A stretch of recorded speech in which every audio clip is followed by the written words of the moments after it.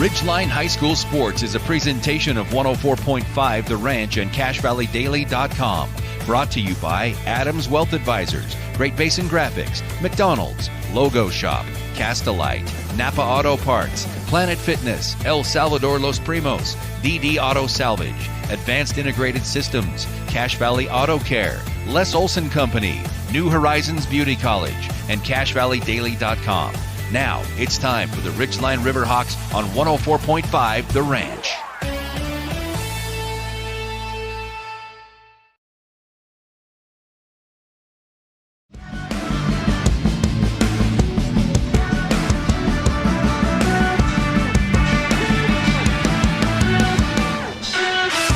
Welcome to Ridgeline High School, everyone. I'm Dave Simmons, joined by the Patriot, Nick Zollinger, and we are live at Ridgeline High School. First home game of the 2023-2024 school year for Ridgeline. They won their opening game down in Bonneville last Friday night, and it was a slow first half, but then Ridgeline in the third quarter was able to get things going offensively, got 21 on the board, and then 6 more in the fourth quarter to win that ball game.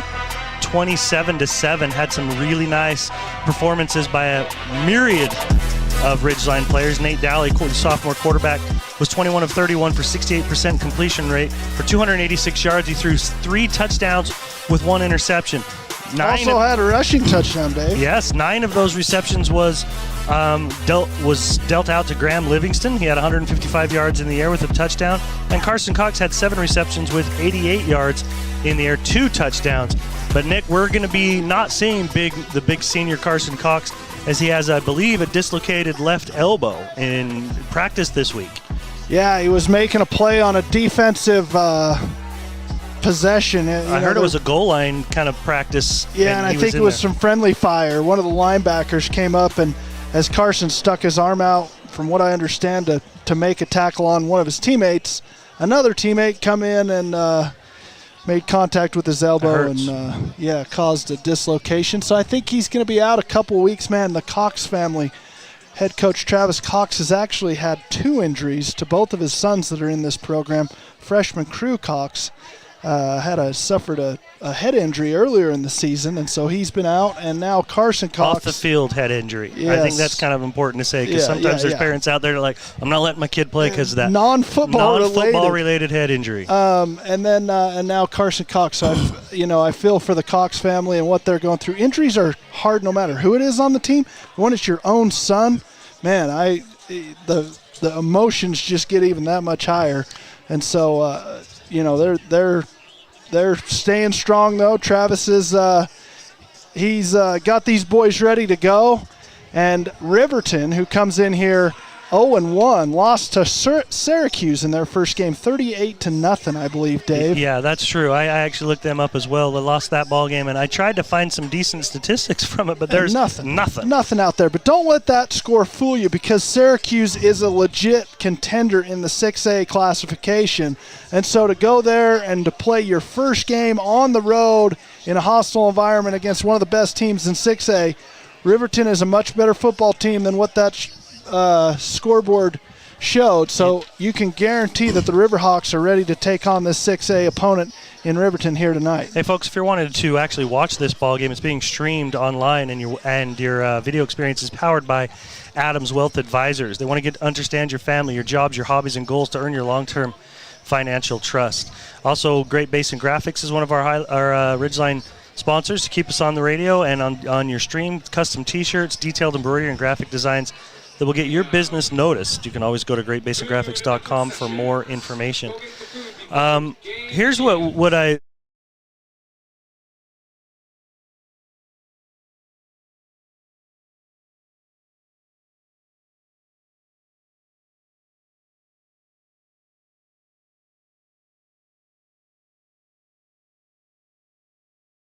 They returned 5 starters is all. And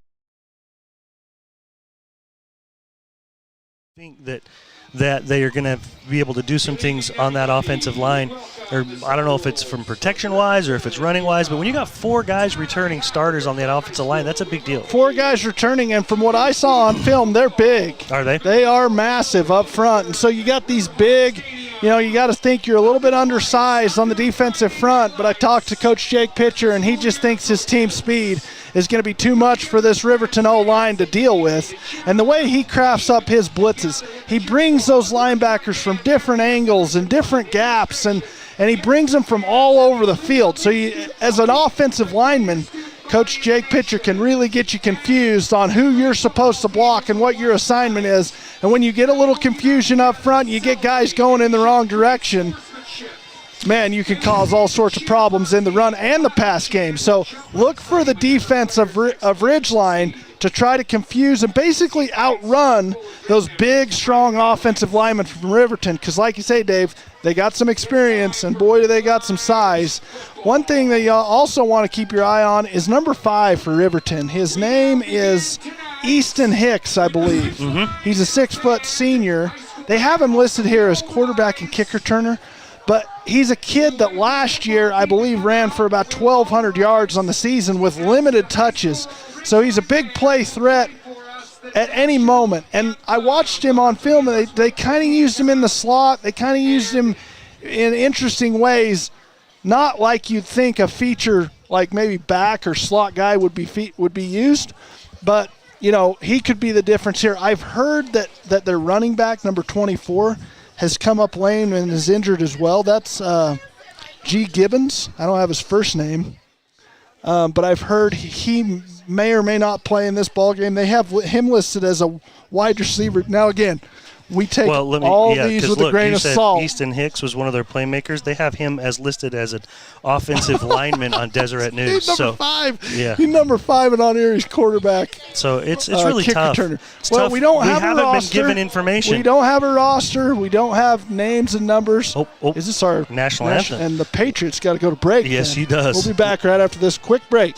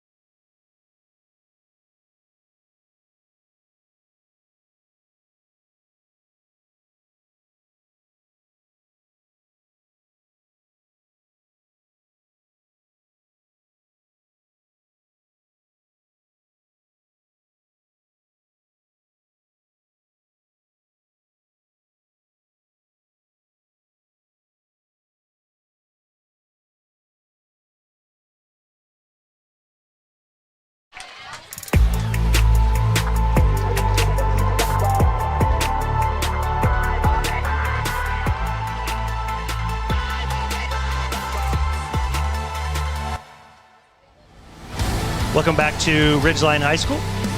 We are about 4 minutes away from kickoff. I'm getting texts that are important for us to know right now.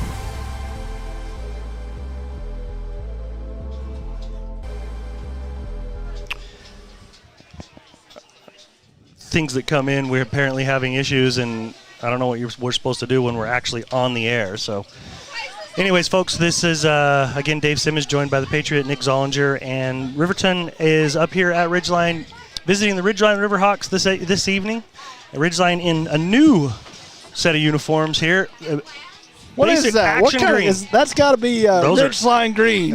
They call it action green. The one thing I love about those jerseys, if you want to give them a quick description, Dave, I'll tell you my favorite part. You got the description?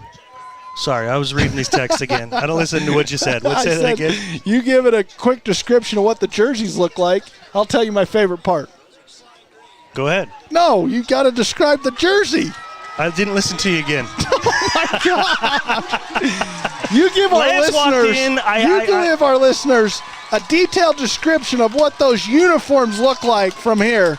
I'll tell you what my favorite part of them is. Otter Pops, green Otter Pops. Come on, give them a description. Like as a different, like another team? Like you want me to compare him to a different, like a collegiate team or No, something? like you always do. I Green don't. pants. Action green jerseys. Okay, I got you. Jeez. Ridgeline adorned in completely green uniforms with a navy blue number and solid navy blue with white helmets, with a hawk on the helmets. Now the front of the jersey says Millville on it instead of Ridgeline. It's like an alternate jersey. My favorite part. Yeah, it's like a throwback uniform, right? It'd be like maybe what the Packers wore, and it would say Lambeau or something. Or like you see it in the NBA with like the Warriors says the city on it or stuff like that. I love the Millville. Do you? I love the Millville. Well, they are in Millville, folks. It's my favorite part is the city name. Now the full green. I think those would look really clean with some white pants, with a green R, and then the green jersey. I don't know. Well, maybe a solid navy blue to each their own. I mean, when I know. heard they were going to have greens, I'm like, okay, we'll see. We'll see. And what are you giving on a scale of 1 to 10? Remember, I don't want to be rude. Coach Cox is probably going to listen to this at some point. I know. And this is kind of his baby. Like he enjoys the design and the outcome of a uniform. If I tell myself that's a little like an Oregon, a throwback, like an Oregon jersey, then it makes me like them. I love them. But when I just looked at them immediately, I was like, whoa. Not first glance, not great. Yeah. But then when you look at the detail of the older style number and the Millville on the front is really what kind of got it for you. Yeah, that's what really gives it. I didn't see what happened on the kickoff.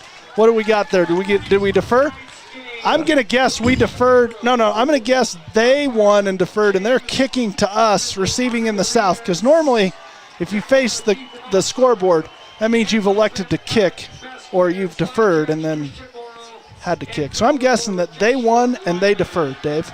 Well, we're going to see awfully quick. We have about 30 seconds to kick off. Nick, if you were to set a line for this ball game, what would you do? I mean, we don't know much about Riverton at all, except for they're a bigger school, but you've seen film. I know they're big. I know they're big up front. They can be physical at times. I think Syracuse played harder than they did last week.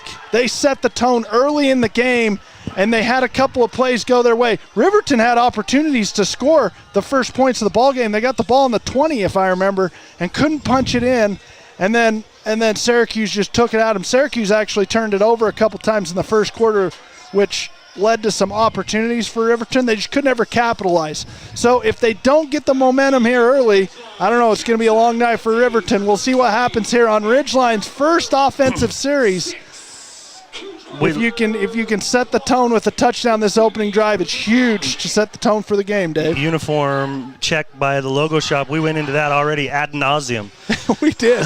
Riverton in the solid white jerseys with what seems to be a purple. It is a purple. Think Box Elder, folks. Yeah, that's a purple number, solid purple number with a purple helmet with what I think says either Riverton or Silver Wolves up on the top of the helmet, Dave. Committed to schools, teams, and youth groups. The logo shop is the place to go for all of your logo needs.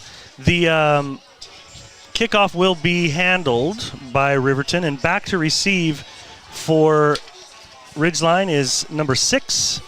I think I'm going to move our scoreboard Cooper down Clark. to the bottom. I just think it takes up less space. And then I believe Jackson Lindsay is the other man back. Yes, number 33 is Jackson Lindsay. Cooper Clark, probably one of the fastest kids on the field here, has potential to take it to the house right out of the gate. They've been working on special teams. There's the kick. They're not going to have a chance. That's in the back of the end zone. That is on the track.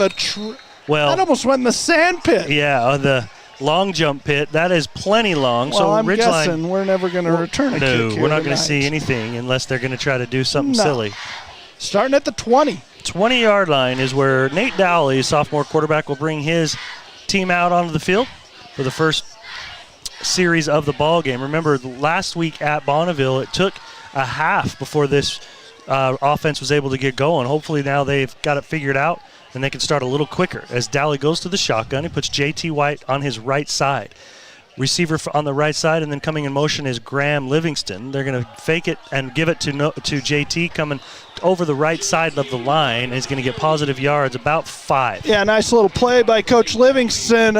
Fakes a counter to the left, and then JT White hits the backside gap. It's kind of a fake counter zone read play that JT just kind of gets going downhill immediately, picks up a good 5 yards on first down. Always love a positive play on first down, Dave. Twins to the left side, one to the right, which is the short side of the field. Daly in the shotgun, gives it again to White. He's going to fall forward for only about 2 this time. Yeah, so the similarities on defense between these two teams, you got to think that Ridgeline's ready to go against this 3-4 defense that Riverton's going to run at them. It's very similar to what Ridgeline's runs. They're going to bring a lot of blitzes. They're going to bring those linebackers, maybe walk them down onto the line.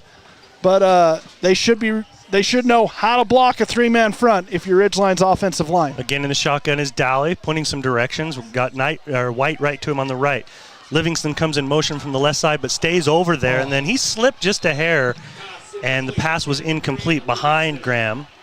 And it's going to bring up a 4th and about 3. Probably a quarterback-type punt here with Nate Daly staying in the ball game, but that time they bring Graham Livingston from the outside of the formation all the way to the inside, not across the line of scrimmage, but then he runs an immediate out route, and it looked like he kind of stumbled or slipped, and Nate Daly threw it a little high for a slot wide receiver to handle.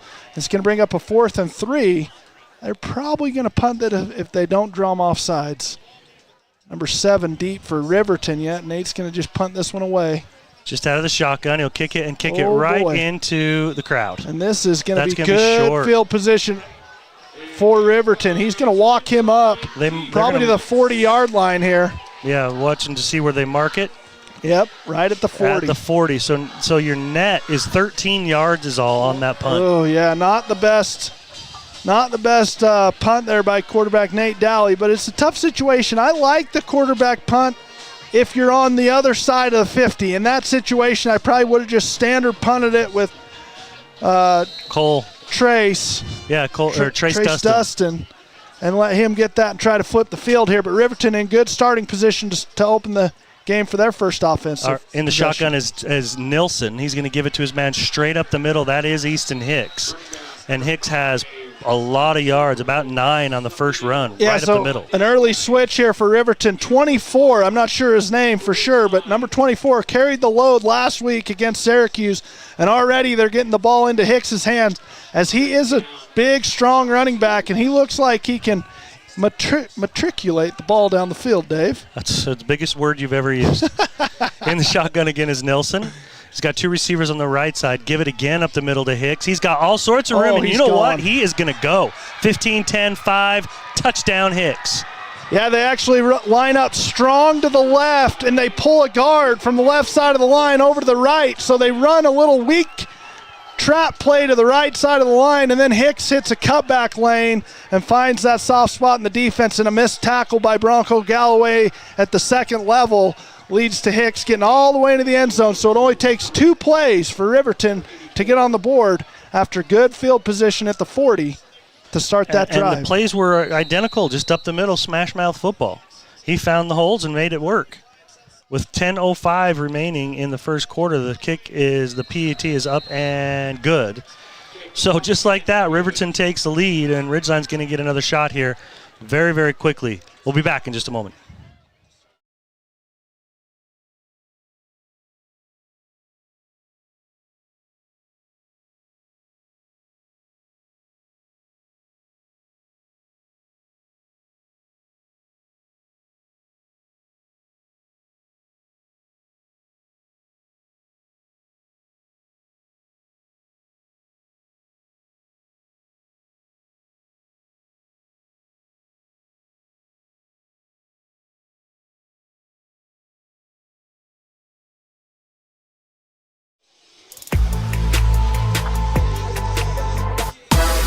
I think I already used that one. Well, we can't get stagnant. No. The roster situation that we've been provided for Riverton is very frustrating. Very. For the sake of our Riverton friends who may have found a way to listen or watch this game, I want to apologize right now. We were given no information, and the information I have from the internet is not accurate. Well, I know they got some new athletic directors and administration over there at Riverton, so we're going to cut them some slack if this is their, first year behind the wheel, driving these athletic programs for these high schools. I know they got some. I think Will Walker is the kicker, number 84. He can bomb the ball, by the way. If that's Will Walker. He good goes on you. 6'4", 185, and he's putting it out of the end zone. Out of the end. It's not even sniffing. No. I mean, staying it's in the plenty. end zone. I mean, all you got to do is get it a foot in the end zone. He's getting it 20 feet, 30 feet past the back of the end zone. What number did you say was their runner last 5. week? No, last week. 24. And he's Easton out Rudd. there. Yeah, he's out there. He's playing linebacker. Yeah, right they now, have him outside listed as a linebacker. DB online. Dowley will give again to White up the middle. He's made a couple good moves, nifty moves to get himself about 10 yards. Yeah, it looks like just power over to the left. I couldn't tell if that was power or counter, but J.T. White kind of just sniffs his way behind his offensive lineman and finds some green grass and gets into the second level and picks up a first down. Dowley will look at the sideline and then go back to his huddle. Already, though, Dave, the rushing attack for Ridgeline looks much better just early in the ball game than it did early against Bonneville. Yes, absolutely. Again, we got trips this time on the right side and White directly next to Dowley. Fake it to him, go on the outside to Graham Livingston. He's got a good blocker. That was Dustin blocking for him and then pushed out of bounds. Good for 11, yeah, I so believe. Trace Dustin in the ball game for Carson Cox right there. And then he got a nice block from his buddy. I swear that was Hunter Knighton out here, but that may have been Sam Peterson. I think Sam Peterson checked in for Trace Dustin. So I'm going to say Hunter Knighton also with a nice block where he made that DV run underneath him, and it springs Graham Livingston for another Ridgeline first down. Well, it was definitely Dustin in there blocking. I know number 4 was there. Trips to the left, 2 to the right. Nobody in the backfield along with Dowley.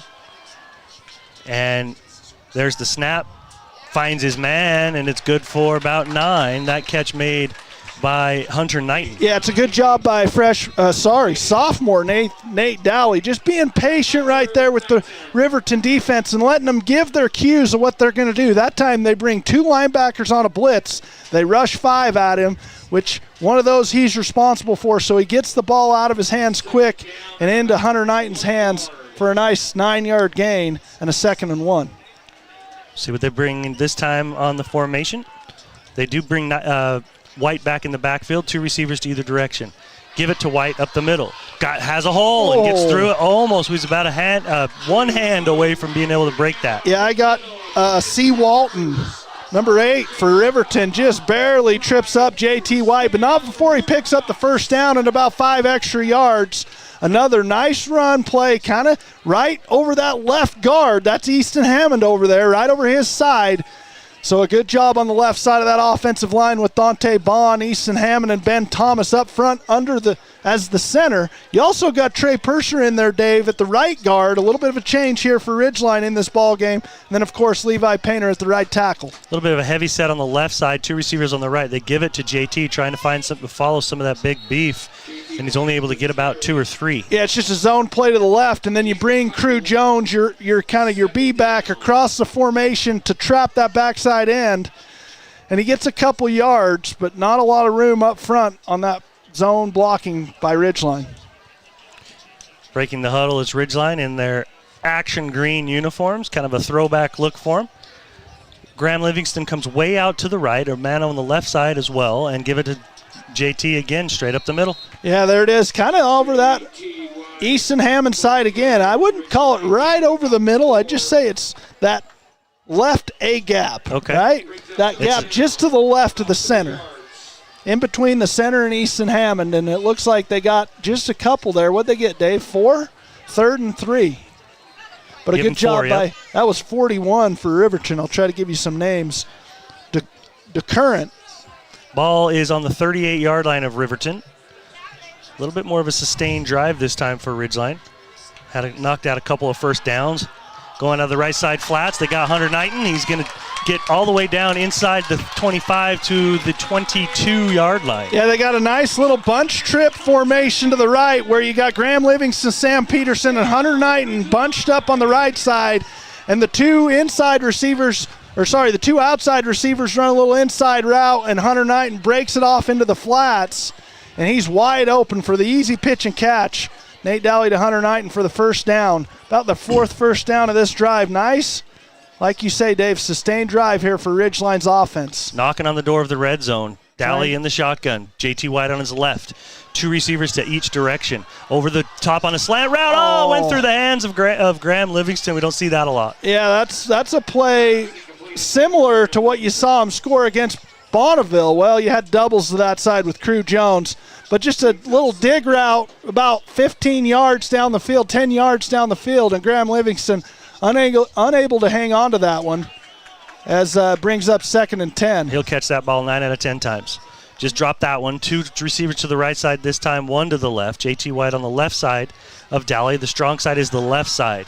Again, they're going to try to go to the right side. They find Crew Jones. He puts down his shoulder, and he's pushing his way forward, and he's going to get almost to the 5. Yeah, it's something you're never going to see that freshman do is just catch a ball and run out of bounds. He's going to find somebody, and he wants to hurt him.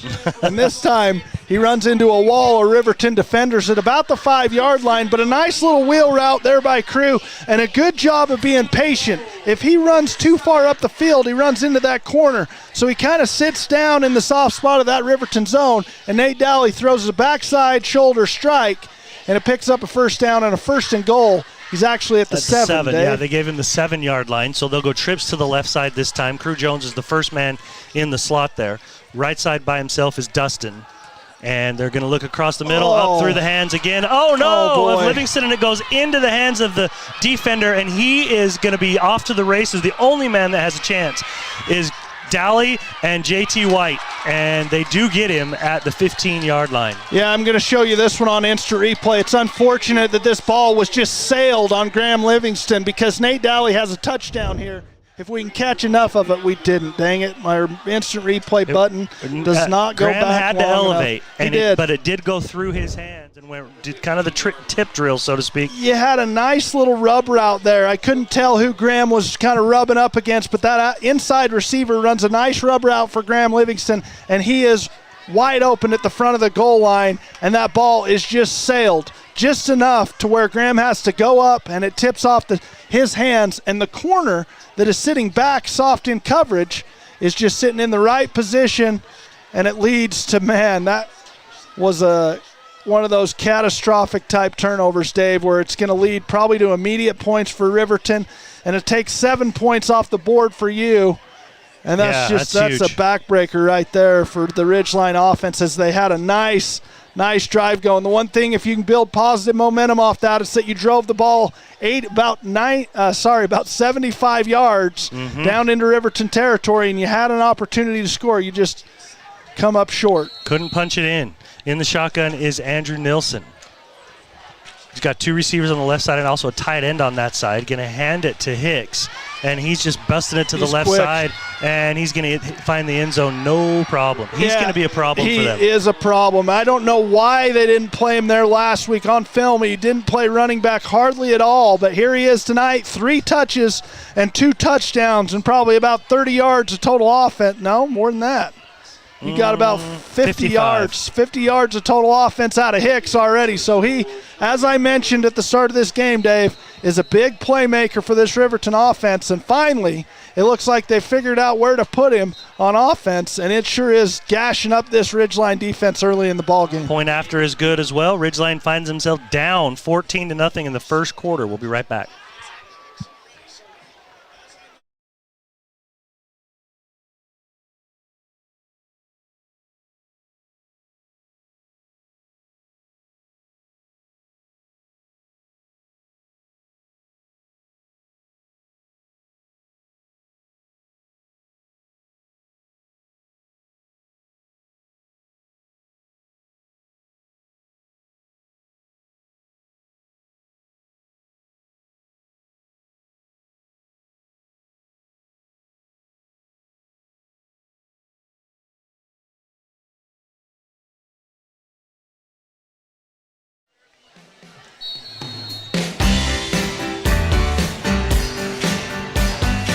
Will Walker just about ready to kick off for Riverton. We all get to watch him put this into the back of the end zone, if not out of the end zone. I mean, he'd have to just shank to not – I mean, this kid has got a leg. Look at that. He might make the field goal. He didn't even get that one very good. No, and he didn't. You can tell he missed. Just short of the uprights in the back of the end zone. I don't think anybody's going to have a chance to return anything here for Ridgeline tonight. I almost said Millville when I looked at their jerseys. It's the best part of the jersey. Best part of that uniform right there, the old Millville. Well, they're going to start from the 20-yard line. Like I said, Dave, what a great answer up until that last play of the offensive drive that resulted in a turnover. But, man, that Ridgeline offense going 75 yards and almost getting into the end zone right here couldn't be a more important drive for how you respond to that situation for these Ridgeline Riverhawks. Do you realize that Riverton's ran 3 plays for 55 yards and 2 touchdowns? Low pass to Hunter Knighton, unable to catch that one. I don't know if that one got tipped at the line of scrimmage or if that just came out of Nate's hand all funny. They're just trying to run a quick out route to Hunter Knighton, the slot receiver. They had a vert on the outside. And I'm not sure if that one got tipped, but we see a little frustration out of sophomore Nate Daly. He's got to regain his composure here, really get one going here for the offense. Napa Auto Parts sponsors our best part of the game. You can count on Napa Auto Parts for the parts you need and the parts you use every day at Napa Auto Parts. Twins to the left and right. JT White right next to Nate Daly on his left. Ball right in the middle of the field. Nate drops back. He's looking. Finds a man over the middle, and he's got Graham Livingston. He bobbles it, but he brings it in, and he's all the way up to the 42-yard line. Yeah, it's a deep crossing route by Graham, or maybe even a post. I think it's a crosser about at the 15-plus yard line from the line of scrimmage, and Nate Daly hits him in stride. Like you said, Dave, another bobble by Graham Livingston. Got to clean those catches up. Brought it in, though, so it's a 22-yard gain. They're going to give it to JT up the middle. They look so similar to me. Those white boys, they all look about the same, right? They run the same. Excellent. They have the same mannerisms. He's got the same number on out there, but this time trying to poke through the right side of that offensive line and nowhere to go as JT's only able to get about a yard, 2nd and 9.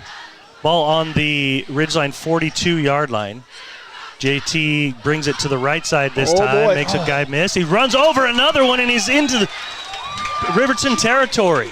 All the way to the 30. What are you going to give him, Nick? The 37? Yeah, 37. It's an outside stretch play, and he's got some blockers, and then he just trucks Easton Hicks on his way to a nice run. 35. Yep. So a nice pickup by JT White there on that outside stretch play.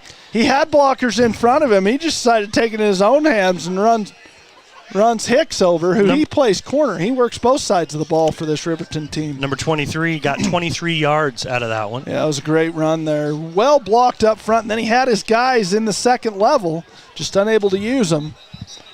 Timeout is going to be called by Ridgeline. It looked like a personnel issue, as coming off the field is number 21, Sam Peterson. Going in for him was Cooper Clark. So they're going to have to try to figure that out. With 4:17 remaining in the first quarter, we're still in the first. Riverton's had 3 plays, and they're up 14-0.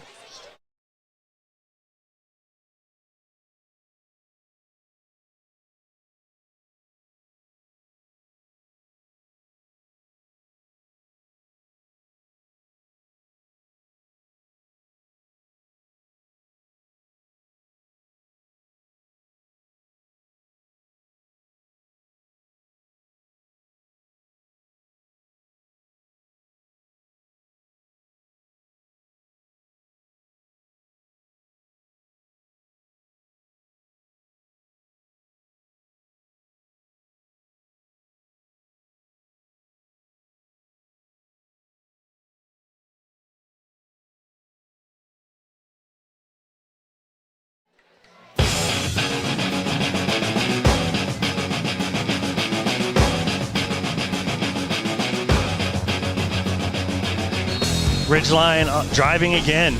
Down 14-0 here in the first quarter. 4:17 remaining. Daly in the shotgun. 2 receivers on the right. Oh, they blew it dead. And a flag comes in. I think we have a false start. Yeah, I want to say it's a false start by someone up front. We had a bad snap there, though, so probably, I don't know, these negative plays, especially when you get a nice run by JT and you get a 1st and 10, and then you get a little mental mistake with an alignment or personnel issue. Now you get another mental mistake with a false start, and you're back behind the sticks. 1st and 15. at the 40, at the Riverton 40. Ridgeline hurt themselves with penalties last week. Hopefully they clean that up a little bit as they go up the middle with JT, and he's got room to the 35, down the sideline to the 25, and knocked out of bounds. I think they're going to give him 21-yard line. Oh, I didn't see the blocking scheme up front, but they run it off that off tackle to the right side of that offensive 25. line behind Levi Painter. And JT doing a good job of picking up the first down, so he got him 15 yards on that run and a 1st and 10 from the 25-yard line for Ridgeline. I think it started from the 35, so we're going to give him 10 on that one. Well, it had to be 15 if it's a first down. It was 1st and 15. Started at the 40. Then I had it wrong on my notes there. I appreciate the helping me out there. So we'll go 15 on that. A little quarterback power here to the right changed side. It on the penalty. I still had it at the 35. There you go, yep. So a 15-yard gain by JT. And now a little quarterback power to the right side. They're really trying to pick apart this left side of the Riverton defensive line. And they're running behind big old Levi Painter and Trey Purser on that right side. Nate Dowley picks up 2 to bring up 2nd and 8 from the 18. 28. 28. My bad. 20. It says 28. It says 23. No, that's a 22. 23. Yeah, You're right. I got the 23, you're but right. the scoreboard says right. 28. No, that's right. 2 of the receivers on the left side. They got a tight end, Crew Jones, on the right. That's where JT is as well in the shotgun. Looking over the middle, he's got Sam. Graham. Is that Graham or? That must be Graham. Yeah, Graham Livingston. Yeah, one of his favorite targets already on the season. But a good job of extending the play and just shuffling his feet to the right. And then Nate Dowley barely gets it out of his hands before the Riverton rush attack gets to him.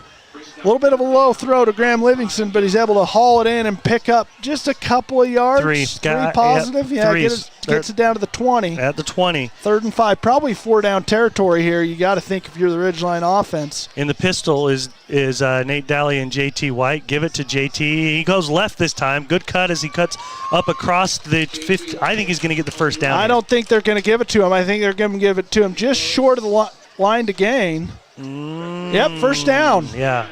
So they did give it to him. But, yeah, like you said, Dave, this time in that same formation where they get 2 tight ends in the backfield, call them B-backs, on both sides of the line, and then they're able to run either direction. And this time they run power to the left, and they get JT enough space to pick up the first down and a 1st and 10 from the 15. JT settles in next to Dowley on his left side. They're in the shotgun. 2 receivers on the left. They're going to go out to Hunter Knighton, and he's dragged down at the 5. That's going to be enough for another first down, isn't it?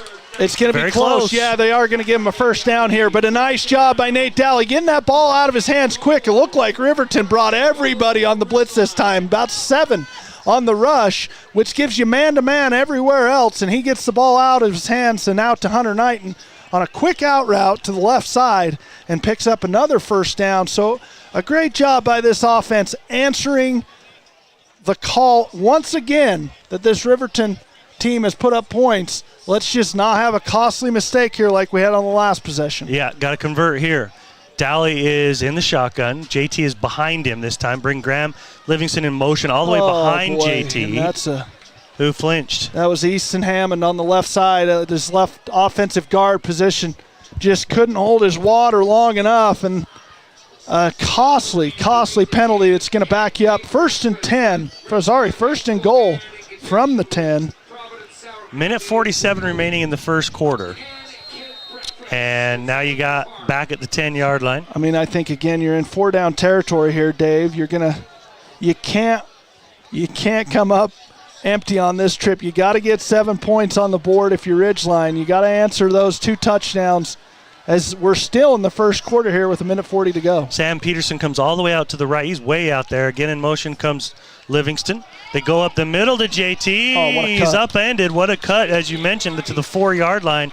Excellent. He's making guys miss today. He's making guys miss, and he's finding the little creases that his offensive linemen are creating. His vision looks awesome here tonight as he's got about 60, 70 of those yards here on offense by himself with the big help of his offensive line up front. But a nice run there to get positive yards and back inside the 5-yard line. 2nd and goal from the 3 here for Ridgeline.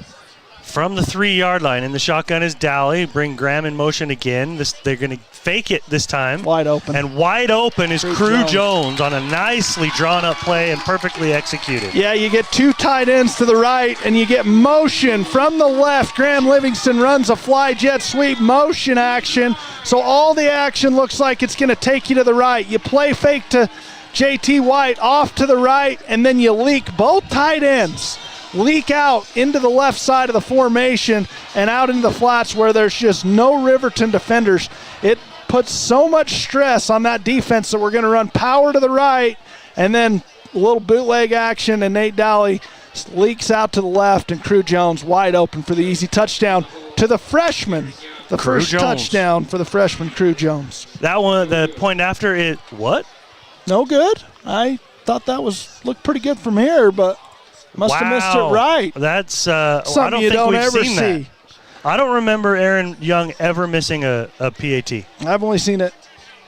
Well, if I haven't seen it, you haven't seen it. Unless I'm just forgetting one. No, you probably aren't.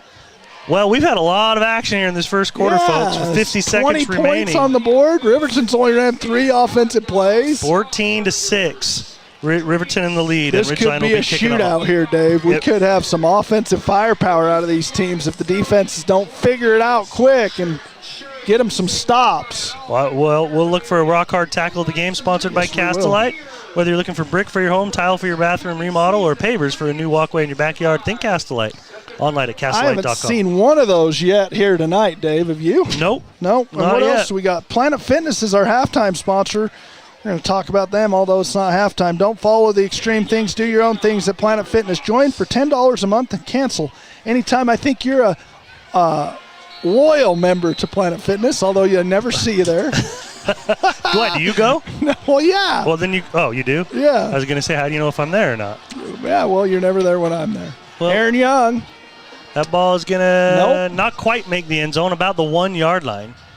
Brought out from there, and Oh, good tackle that's by Charlie. Booth. You wanted to say Will, didn't you? Kind of did. Yeah, that's Charlie Booth, the junior, coming downhill from the kickoff formation and just wraps him up right at the 16-yard line. That's probably, in all the games I've watched, one of the best starting field positions this kickoff coverage team's ever had. Yeah, it's good. Really good. Really, really good coverage there. Now, as a defense, you got to start figuring out this rushing attack of Riverton and create a turnover on downs or a 3-and-out or something here.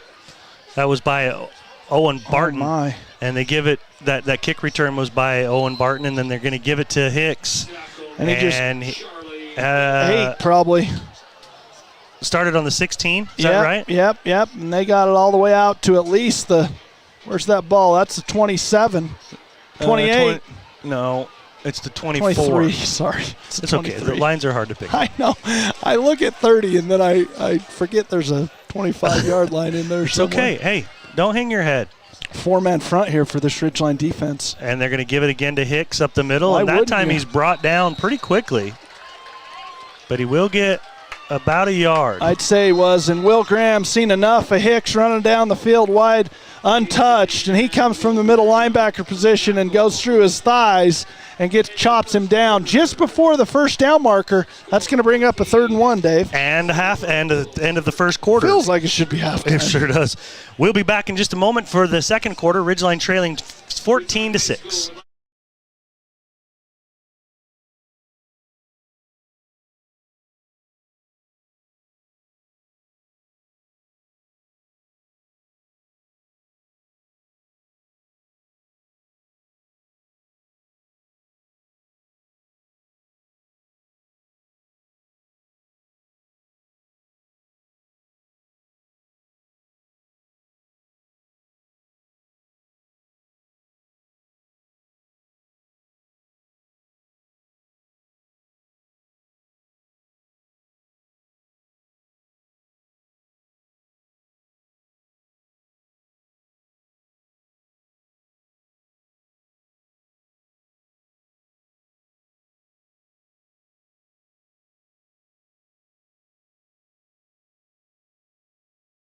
Andrew Nilsson hands off. This time it's not Hicks.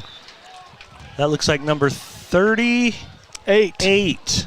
Yeah, we've seen him a little bit Caleb in the Christian. Syracuse game. Okay. Keep your eye on Hicks. He plays both ways, but I tell you what, I didn't see anything. But there is a huge drop-off if he is not in the ball game from a skill standpoint for that Riverton offense. Didn't that start from the 23? That they did give him a first down. No, because they picked up a few, and they did give him a first down. It's 2nd and 5, so 2nd and 6. That's a long four, isn't it? Yep. So we'll give him 4 yards on that one as Nilsson rolls left. The righty's trying to turn his hips and can't do it, and he's tracked down and brought down. I think that is going to be marked as a sack. Yeah, Will. Looked like it was just quarterback run to the left, huh, Dave? Is it kind of a simulated rollout, and then he just tucked it away and acted like he wanted to run with it. Doesn't look like the fleetest of foot. Neither will he lower the boom like we saw last week with Jackson Johnson at Bonneville. Yeah. And Will Graham from his middle linebacker position, good job there as that quarterback rolls out. He fills and goes downhill and gets himself a sack, but we got some I think it's a 0. I mean, it's going to be this is a penalty on Ridgeline. Is this a face mask? I don't know.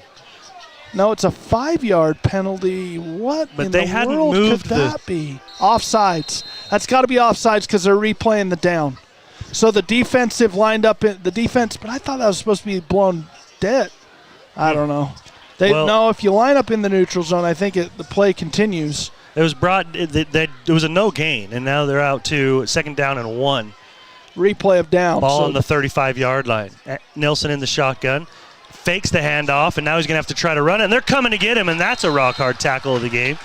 That one by number 6, Cooper Clark stood him up. And Will Graham helping him down low. Will Graham stopping his momentum, and then like you said, Dave, Cooper Clark cleaning it up. They are going to give him a first down on a 1-yard gain by the quarterback run. That's a costly neutral zone infraction penalty on the play before, which resulted in a 2nd and 1 instead of what looked to be about a 3rd and 8 as they had looked like sacked the quarterback behind the line of scrimmage. Haven't seen Hicks back in there for a few plays. And I tell you what, Dave, that's a huge, huge loss. Keep your eye on it. The handoff comes up the middle. This time number 38, Caleb Christian again, and he's going to get about 4. You can just see that the power. Oh, and here he comes. 5. Yep, back in the ball game. 1, 2, 3. Nope, going to give him 4 yards on that carry for Caleb Christian, and then coming back in is Hicks, and he is a beast. He's got about, 70 total yards here already? 64, and he's just a big, strong. Yeah, he's got to be 6'1". Like I tell you, 6'2", probably 205. Probably. He's in the shotgun he's next to Nilsson. They're going to give it to Hicks up the middle, and I'm telling you what, he's gone. He is gone. If they can catch him from behind, they're not going to catch him from behind. That kid is a menace. First play in the ball game. First play in the ball game takes it all the way to the house, and I hope I got this on instant replay. Oh, my goodness. They just don't. It doesn't capture enough of it. I got to hit my button quicker. But they motion the tight end to the right side of the line of scrimmage, and then they counter back to the left. And I tell you what, they just opened a huge running lane for Hicks. And when he hits those holes going downhill full speed and gets to the second level untouched, there's nobody in that defense that's going to tackle him. That kid is a really good player. Like I told you, last year with limited touches, he goes over 1,200 yards. And this year, I don't know what they were thinking last week, but he wasn't at running back. Maybe he was dinged up a little bit early in, fall camp or whatever it might have been, trying to protect him if he's got a nagging injury. But here tonight, he is 100%, and he's well over 100 yards and 3 touchdowns. 124 yards on 6 carries. That's an average of 20.6 yards a carry. When I talked to Coach Jake Pitcher, I said, what about this team makes you nervous? He says number 5. He says if he's in the backfield, he makes me nervous. And there you go. The crazy thing is this, that the 8-yard carry he had and he could have gone for more. Yeah, the other 2 touchdowns, he hadn't been touched on his way into the end zone. It was just a short field. Yeah, the dude he's unbelievable. very impressive. Yes, he is. Also is Walker, the kicker. He's going to look to kick another one off here. This will be his 4th. But as you saw, Dave, without him in the ballgame, man, that offense struggled to move the ball, right? I mean, he is a one-man wrecking crew right now for this Riverton offense. Walker comes forward. That ball is a little higher than the last ones, but it still is going to reach the end zone by about 1.5 yards. And Ridgeline's going to take it on the 20. I don't think you can stop Riverton if Hicks is in the ball game. Well, they got the big dudes up front, and if they can open up running lanes like that, I agree with you, Dave. If he hits that second level with a full head of steam, he is a tough tackle in the open field. And it's not like he's shifty. No, he's fast and powerful. He is just blazing fast. And he's strong. Strong. Big, strong frame on him. Big legs. Yeah, last week, this is almost a 3-3-5 type defense where you walk one of your safeties down into the box, and here he comes, number 24. We'll see what Ridgeline can do on offense. Hand it up the middle to J.T. White, and they're going to start trying to pick away again. I mean, time of possession now has got to be... Oh, big time in favor of Ridgeline. Oh, yeah. I mean, Riverton's only ran probably less than, 12 plays? 6, 7, 8, 9, 10. 10 plays. No passes. No passing plays. They've dropped back to pass a couple times, but quarterbacks decided to run it or got sacked. In the shotgun with trips to the left is Nate Daly. He's going to look left and come up over top and have a little bit of a miscommunication as he launches one out there, and Crew Jones wasn't there. Yeah, but we got a flag here. We might have a little bit of looks like holding on the offense. Boy, so another costly mistake here. Probably going to just, you might take that one.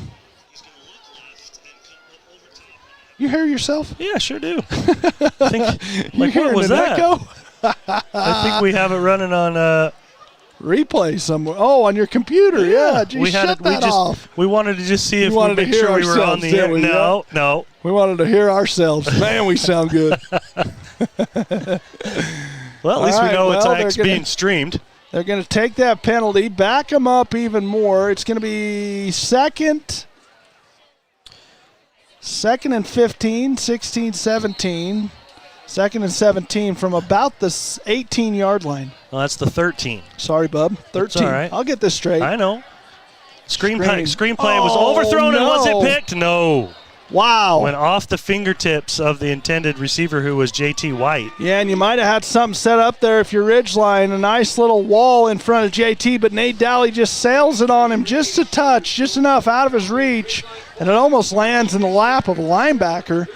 Lucky to not turn it over there. Third and long here. Kind of got to be careful in this play. You definitely don't want to turn the ball over in this field, this area of the field here if you're Ridgeline. Nate Daly gets the play from Coach Livingston and jogs back into his huddle. Skyview up 14-7 on Wasatch. Logan up 13-3.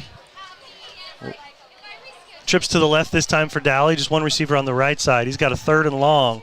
Going to go to Graham Livingston. He tries to get to a crease, and he's not going to quite get to the first down sticks. He's going to make it to needed the 30, and he's got the 28.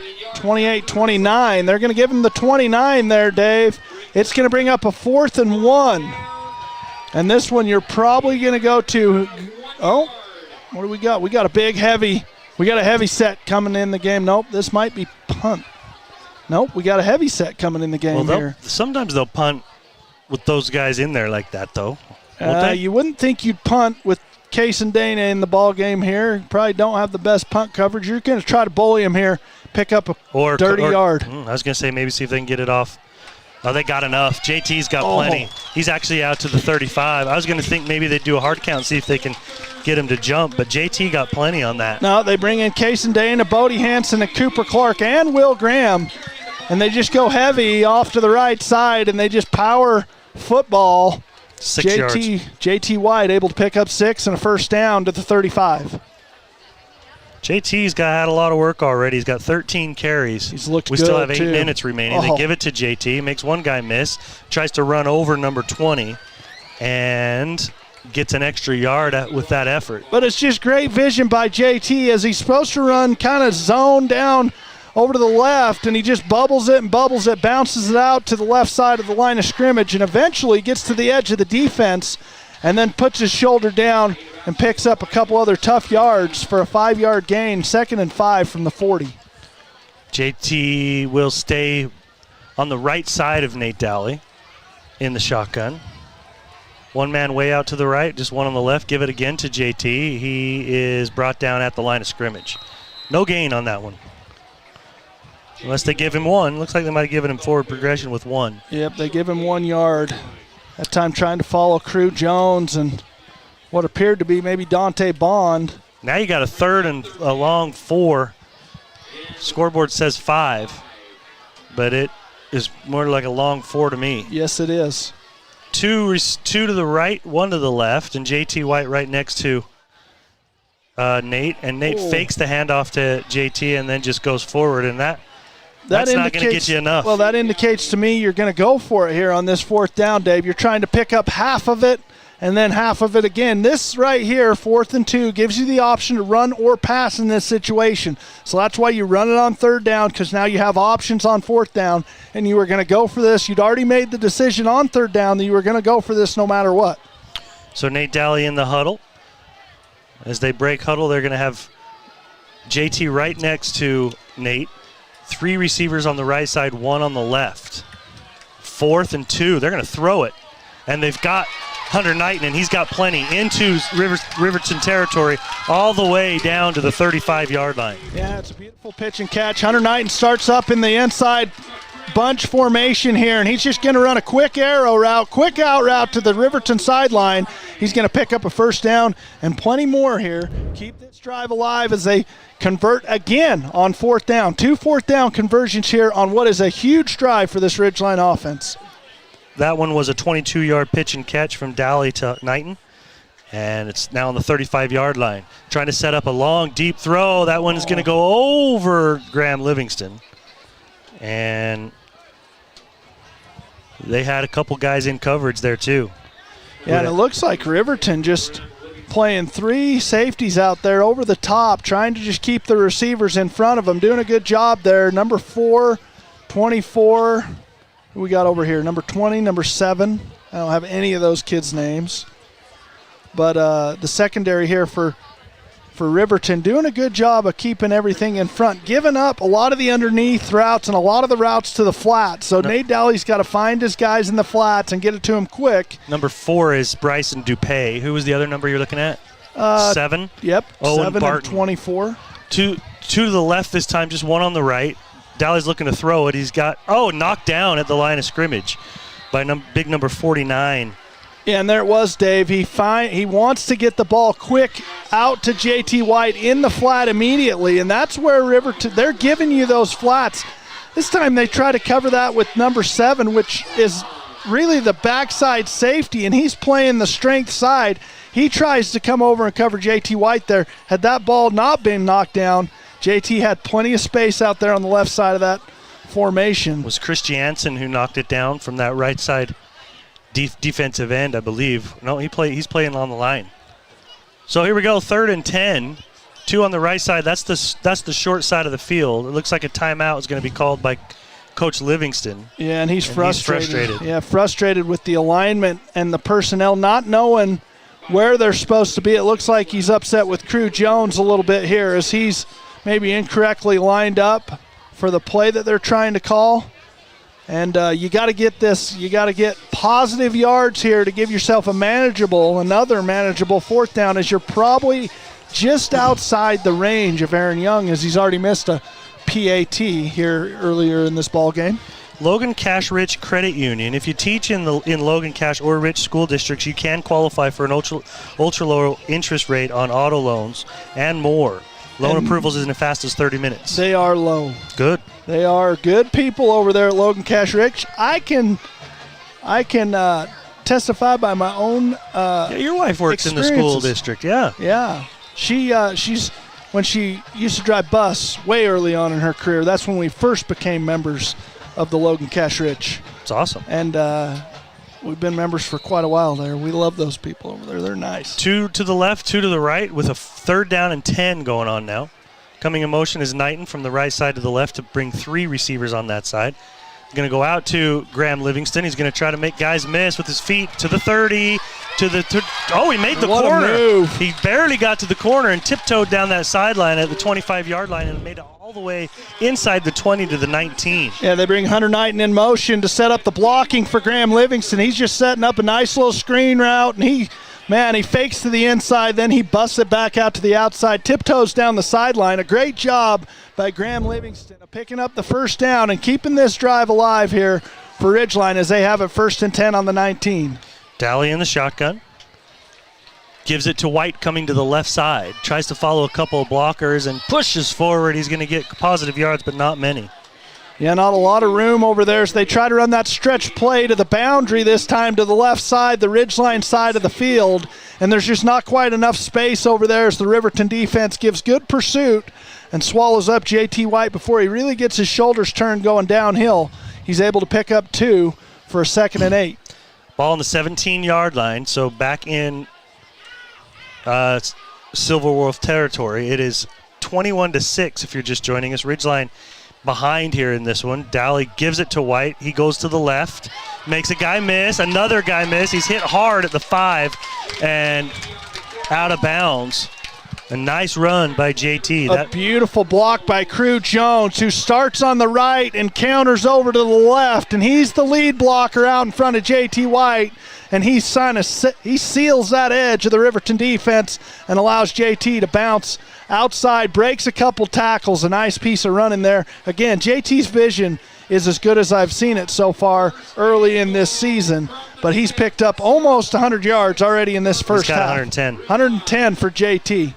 Keep feeding him. He's got 18 carries, though. Now you got the heavy set in here for Ridgeline's offense. Nate Daly under center. Give it to JT. Follows that big side, pushing forward. Not going to be down at the 1.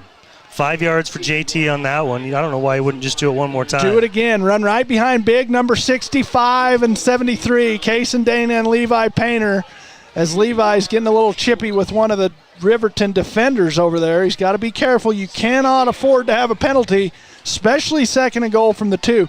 You basically can walk this one in here off the left side with JT White. Again, the heavy set on the left side this time. Give it to JT. Dances and walks into the end zone on a 1-yard touchdown run to JT White. I tell you what, this offensive line, I can't give enough credit to Jeremiah and this offensive line so far in this ballgame. They've kept them in it. They've allowed them to sustain drives. They've pushed the ball down the field. That's 3 drives in a row now, Dave, where this Ridgeline offense, 3 in a row, where they've went 80 yards almost to pay dirt. Yep. And that's the second one they've scored on, but that first one was just as good. They just had a little miscue down on the goal line. They're going to go for 2 here. Yep. 2-point conversion coming up as they missed the point after the first time, so they want to try to get to 14 instead of 13. And in the shotgun is Dally, and he's got Crew Jones to his left, and now he vacates. And now up under center is Dally. 2 receivers to the left. They're going to bring Graham in motion from that left side. JT is still behind. Fake the pitch to JT. And they got Crew Jones in the back of the end zone. They don't see him. That's pass interference. They don't call anything there. No, they actually they tried to go to Hunter Knighton at the goal line, and he unable to make the catch. And so Ridgeline unable to convert on the 2-point conversion, but they do get a touchdown. 21-12, Ridgeline trailing at home to Riverton. We'll be back in just a moment.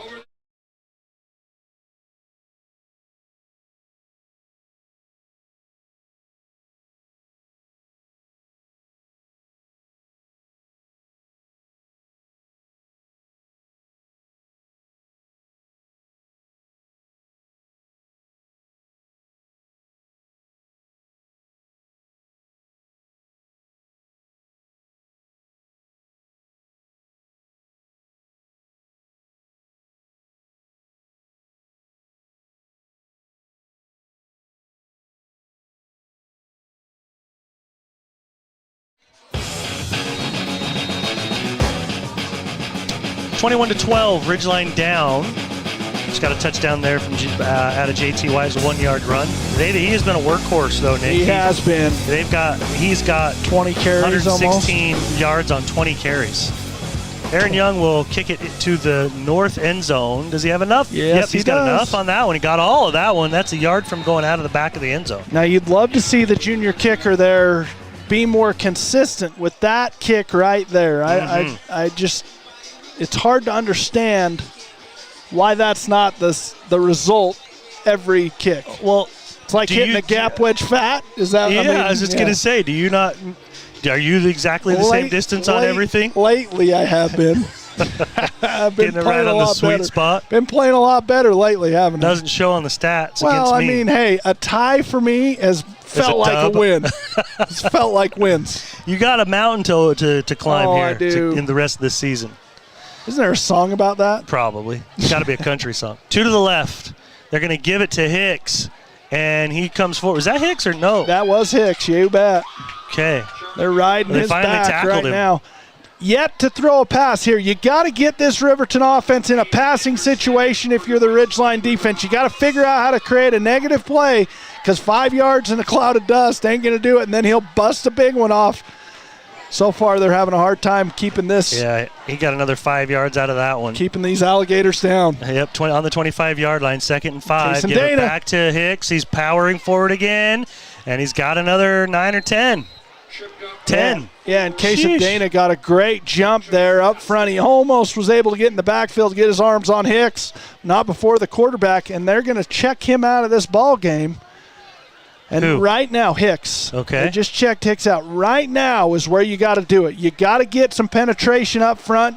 You got to get in the backfield and create a negative play and force the ball into that quarterback's hands and make him beat you through the air. Caleb Christian in the backfield along with Nilsson. 2 receivers on the right side. Going to give it to and they got Christian behind the line of scrimmage. They maybe give him one, but on a forward progress. Yeah, they're going to give him 1 yard forward progress, but a great job by Cooper Clark. If I'm this defensive Ridgeline, I'm going downhill at the running back. I'm not going to bite for that play fake from the quarterback. This Riverton quarterback is not going to hurt you with his legs. Force him to throw the ball, and right here, 2nd and 9, if you can get another stop, you're going to see what this quarterback for Riverton can do. Andrew Nilsson again in the shotgun. Christian behind him. 2 receivers on the right side, a tight end on the right. Boy. And again, just pushing his head forward is Christian, and he's got nothing. Yeah, nice job by Hunter Knighton from the middle linebacker position, coming straight downhill, getting into the lane, and swallowing up that running back for Riverton. Hicks is going to check in the ball game here, but 3rd and 9. Are you brave enough to hand this one off to Hicks and see if he can pick up 9 yards for you if you're Riverton? I would think they would be. 1:51 remaining in the second quarter, and a timeout is called on the field. This has got to be by Ridgeline, right? They have I didn't none see left. the motion. Yes, Riverton has 3 left, and Ridgeline is out of timeouts at this point. So they're trying to get the ball back here and force Riverton into a punting situation, which they've yet to do. All 3 possessions for Riverton, Dave, have resulted in points as they've scored 21. 2 of the 4 offensive possessions for Ridgeline have resulted in touchdowns. Adams Wealth Advisors powers your video experience. They put their clients first under any circumstance. Visit adamswealthadvisors.com. I think Hicks is not in the ball game unless he's at slot. I can't tell over there. He might be in the slot over there. It looks like it. The first man in that 3 over there. Now they vacate the backfield, and Nilsson's going to throw it. And throws it to his man, number 13. They have not enough for the first down. Yeah, and I have no idea the decision-making there by the quarterback for Riverton, as no one was covering his back out of the backfield, and he decides to throw it to his wideout, who doesn't pick up the first down, but that running back, number 38, was wide open. Well, there is not a number 13 on the Deseret News roster. Well, that's fun. That is fun. Isn't that fun? So Great job, number 13. We're going to change number 12 to number 13 for now and just see what happens. And if that's Michael Maleni, we hope we're getting it right. But Michael Maleni. Who knows? Well, you'd go for this on. I think you're just going to run the clock out, call a timeout, and then punt it. You surely don't want to give Ridgeline the ball back on your own 42. That's a 7-yard catch and pass for Nelson. And another timeout called. This one's, I'm assuming, by Riverton because Ridgeline didn't have any left. Yes, this is for Riverton. Les Olson Company's place to go if you need any IT help. Get your free network assessment at lesolson.com. Anything from servers to firewalls to network security. Just call Dave. Yeah, give me a buzz and we'll get you taken care of. 1-800 the Cinnamon Bear. We're still sticking with that, huh? Red Rhino? Nope. Okay. You go back. You know what? Go back to the lab and come back to me, and I'll see what you come up with. Because as of right, I don't want a nickname. Well, you got to have one. If the Hurricanes got one, you got to have one. I don't want one. I don't want to be a pirate. I don't want to be a pirate. Well, the Cater Shop sponsors this stream as well. Your one-stop shop for Missionary Store. Suits, ties, shirts, belts, shoes, and luggage to get you off on those missions. Go to the Cater Shop. I've spent so much money at the Cater Shop. Well, and I see no end in sight. Well, here we go. Okay, Big here's your heavy play. set. Don't Heavy jump set. off sides. 4th and 2. They're trying to. Oh, they did. No, they didn't. Oh, they're trying the hard count. They're just going to call another timeout and punt this ball away. Yeah, they're just yakking it up there. And there's the timeout. Almost jumped. Dante Bond. Almost jumped. Close to jumping in the neutral zone. He's shaking his head like, yes, he is. We that got was away. close. Oh, we got a max preps roster. Well, I don't know that that's going to help because we're on Deseret. Let's look at this one, see if we got another 13 here. Mountain Crest Box Elder locked up at 14 all. That's I'm a fun guessing one. that's half. Well, number 5 here, this is fun. Number 5 for Riverton is Drew Horn. So the whole time we've been calling him Hicks? I mean, it could be Hicks. It could be Drew Horn. We don't know. I'm going to guess it's Drew Horn because they have him listed as a wide receiver / corner, which that's what he's been playing on defense. Okay, but they have number 3 on Deseret News as Drew Horn. Well, he played wide receiver last week, so I'm saying it's Drew Horn. I'd Here's be what's willing gonna to happen. bet you. Okay, let's bet all 5 of those nachos. I own you. No, no. I want to get out. I know you do. I want to get but out. But of at that. halftime, you're going to this Riverton sideline and getting to figure it out. No, I'm not. Yeah, you are. I'll Here send comes the somebody punt. else. And that's a good end-over-end kick, and it's going to bounce at the 20, and Graham's going to back away. We were deep on that one. Yeah, very deep. Should have fair caught that, baby. So that punt started at the 42 and is going to be marked at the 14. Well, let's see what you got here in your 1-minute offense. If you're Ridgeline, why not just go for the comeback here. Try to narrow this lead, this 9-point lead. Narrow it by 7. You're chasing points the whole game now, though. You missed that 2-point conversion. Let's see. Daly's going to be in the shotgun. He's going to have 3 receivers on the right side. Crew Jones by himself on the left side. Flats are open here if you're Dally. Coming out of the backfield is White and pass to Graham. Livingston, and he's going to get out of bounds with a gain of about 4. Yep, a quick out route into the flats as Dally rolls to his right, just finds his buddy Graham Livingston for about his 5th reception on the night. I got him with 6 okay. for 72 yards. So another great night fantasy points-wise for Graham Livingston as if he continues on this pace, over 10 catches and over 100 yards as he's 72 in the first half. 55 seconds to go here. 2nd and 5 on the 20. This drive started on the 15-yard line. Okay. In the shotgun is Dally. Trips to the left this time. Similar formation. This one comes out to J.T. White, and he can't get past the first tackler, and he's going to get to the 22-yard line. I think he thought he got face masked. Yeah, he's begging for a face mask. That was number 38 for the Riverton defense out there. JT did have a little space, but unable to break that first initial tackle. You're just trying to pick up the first down here if you're Ridgeline's offense. Got 4 yards on that. Right, quick out route, maybe. And they're going to try to go over the middle to Graham. Oh, that's PI. Yeah, that's an easy one. As Graham was tripped up. First reception the play before by JT. He's had plenty of work tonight from a lot of carrying touches. the ball, but a lot of touches for the junior. Catch. A lot of touches. So that pass interference is going to bring this ball up to – how far are we going to go here, Nick? It's going to be another 15 on top of that, right? Because it started, I believe, on the 23. 15 from the line of scrimmage, I believe. It's not a spot foul.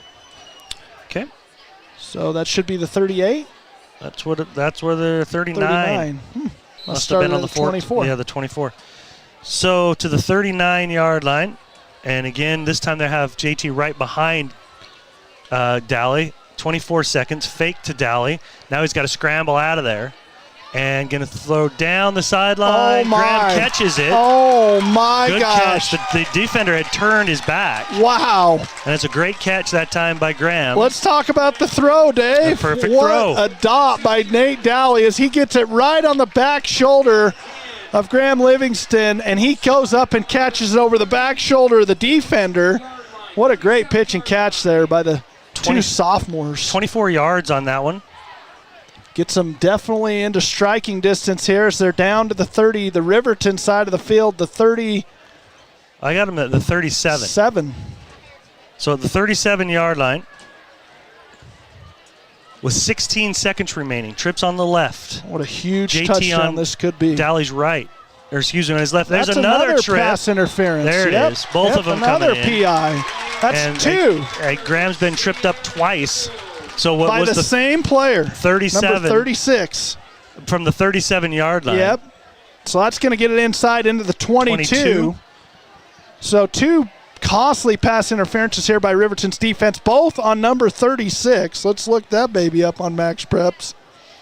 What do we got here? 36 is 36 is not on there. Torcornu. Huh? Gabe Torcornu. Well, he's not on mine, so. Well, who knows then, huh?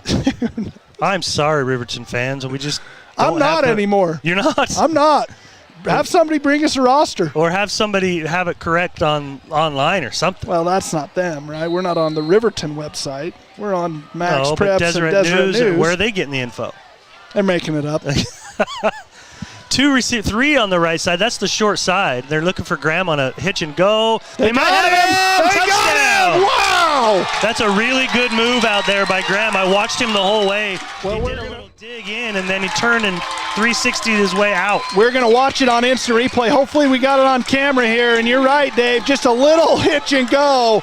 A little bump and go there by Graham Livingston and Nate Dowley. And they are definitely on the same page to start this season. Man, that's about 100 and so yards for Graham and a touchdown and about 8 receptions. And had there not been some pass interferences, it could have been more than that. But that, I'm telling you what, is a huge touchdown to change the momentum and the whole, down 9 going into half versus down 3 or possibly 2.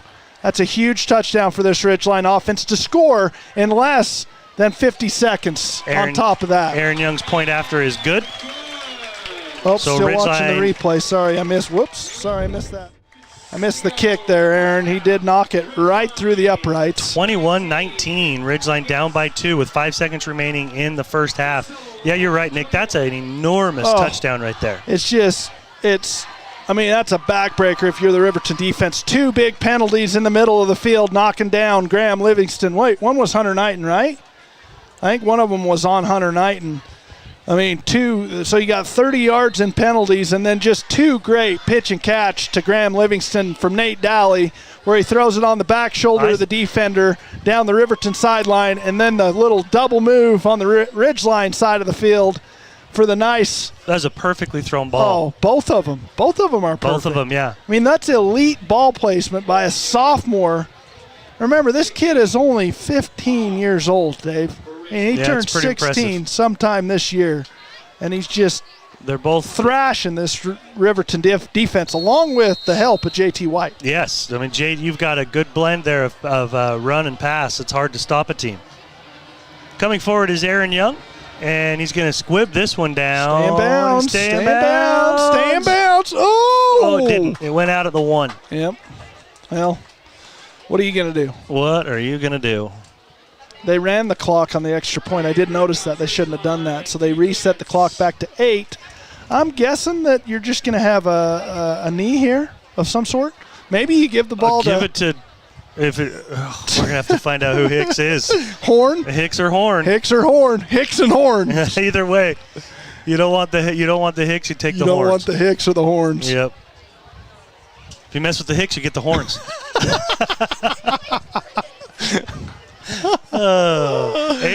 We think 8 seconds remaining. Well, to us we are. To us we're just absolutely. You get the horns. Oh. Trips 2 to the right. They got a tight end on the right side as well. And Nilsson in the shotgun. Is he going to throw it for the first time tonight? Oh, he's thrown it once. He's got 1 for 1 with 7 yards. And they are He going to is look gonna to throw throw. it. It's just a little out Look at route this. and out of bounds quickly in 2 seconds. Yeah. They're going to go to number 85. And, of course, he's not on. Look at all these names I've listed. I got you. 85? Yeah, and I found all of these Oh, my. on Deseret News and not one number 85. I don't have one either. Unbelievable. You mess with This it. is- She'll get the horn. Trips to the right is the short side of the field. One man out to the left. And Nelson's going to try to step forward and go up over top. He's got a man. my Oh, goodness. no. That was just not on target. Otherwise, I'm not sure that doesn't go for a touchdown. Yeah, and Coach Travis Cox over there in the air of Aiden Anderson, as he's probably got deep third in that situation. And, man, did that Riverton We got a receiver flag. get out. He threw it past the line of scrimmage. So we're just going to Okay. decline this one, going to halftime. So All right. even if it had been completed, no damage there. No damage done on that one, but Ridgeline is going to go into the locker room down just by 2. But offensively, Ridgeline's pretty much done what they wanted to do. They've just had a couple of mishaps. Ridgeline will share all the statistics with you in just a moment as they trail 21-19.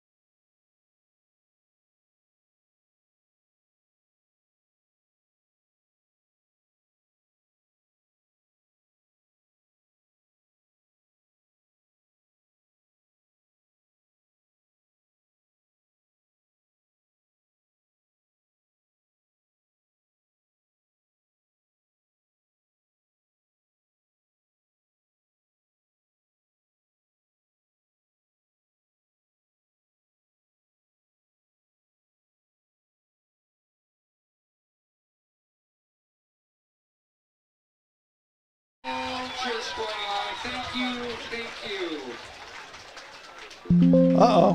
What'd you do? I think we might be on. Yeah, we are.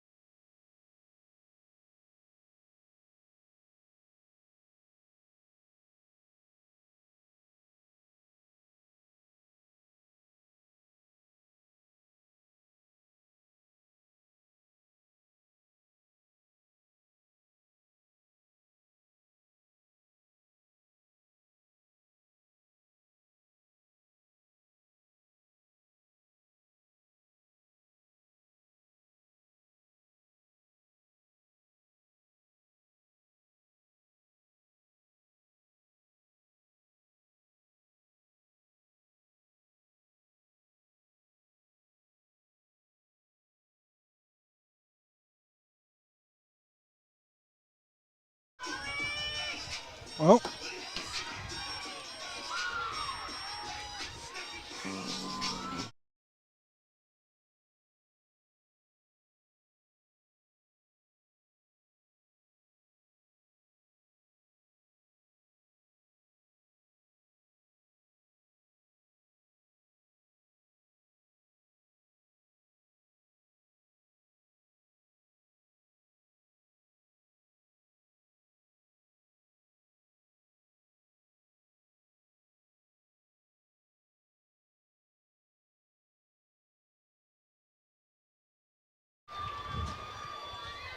Thank you for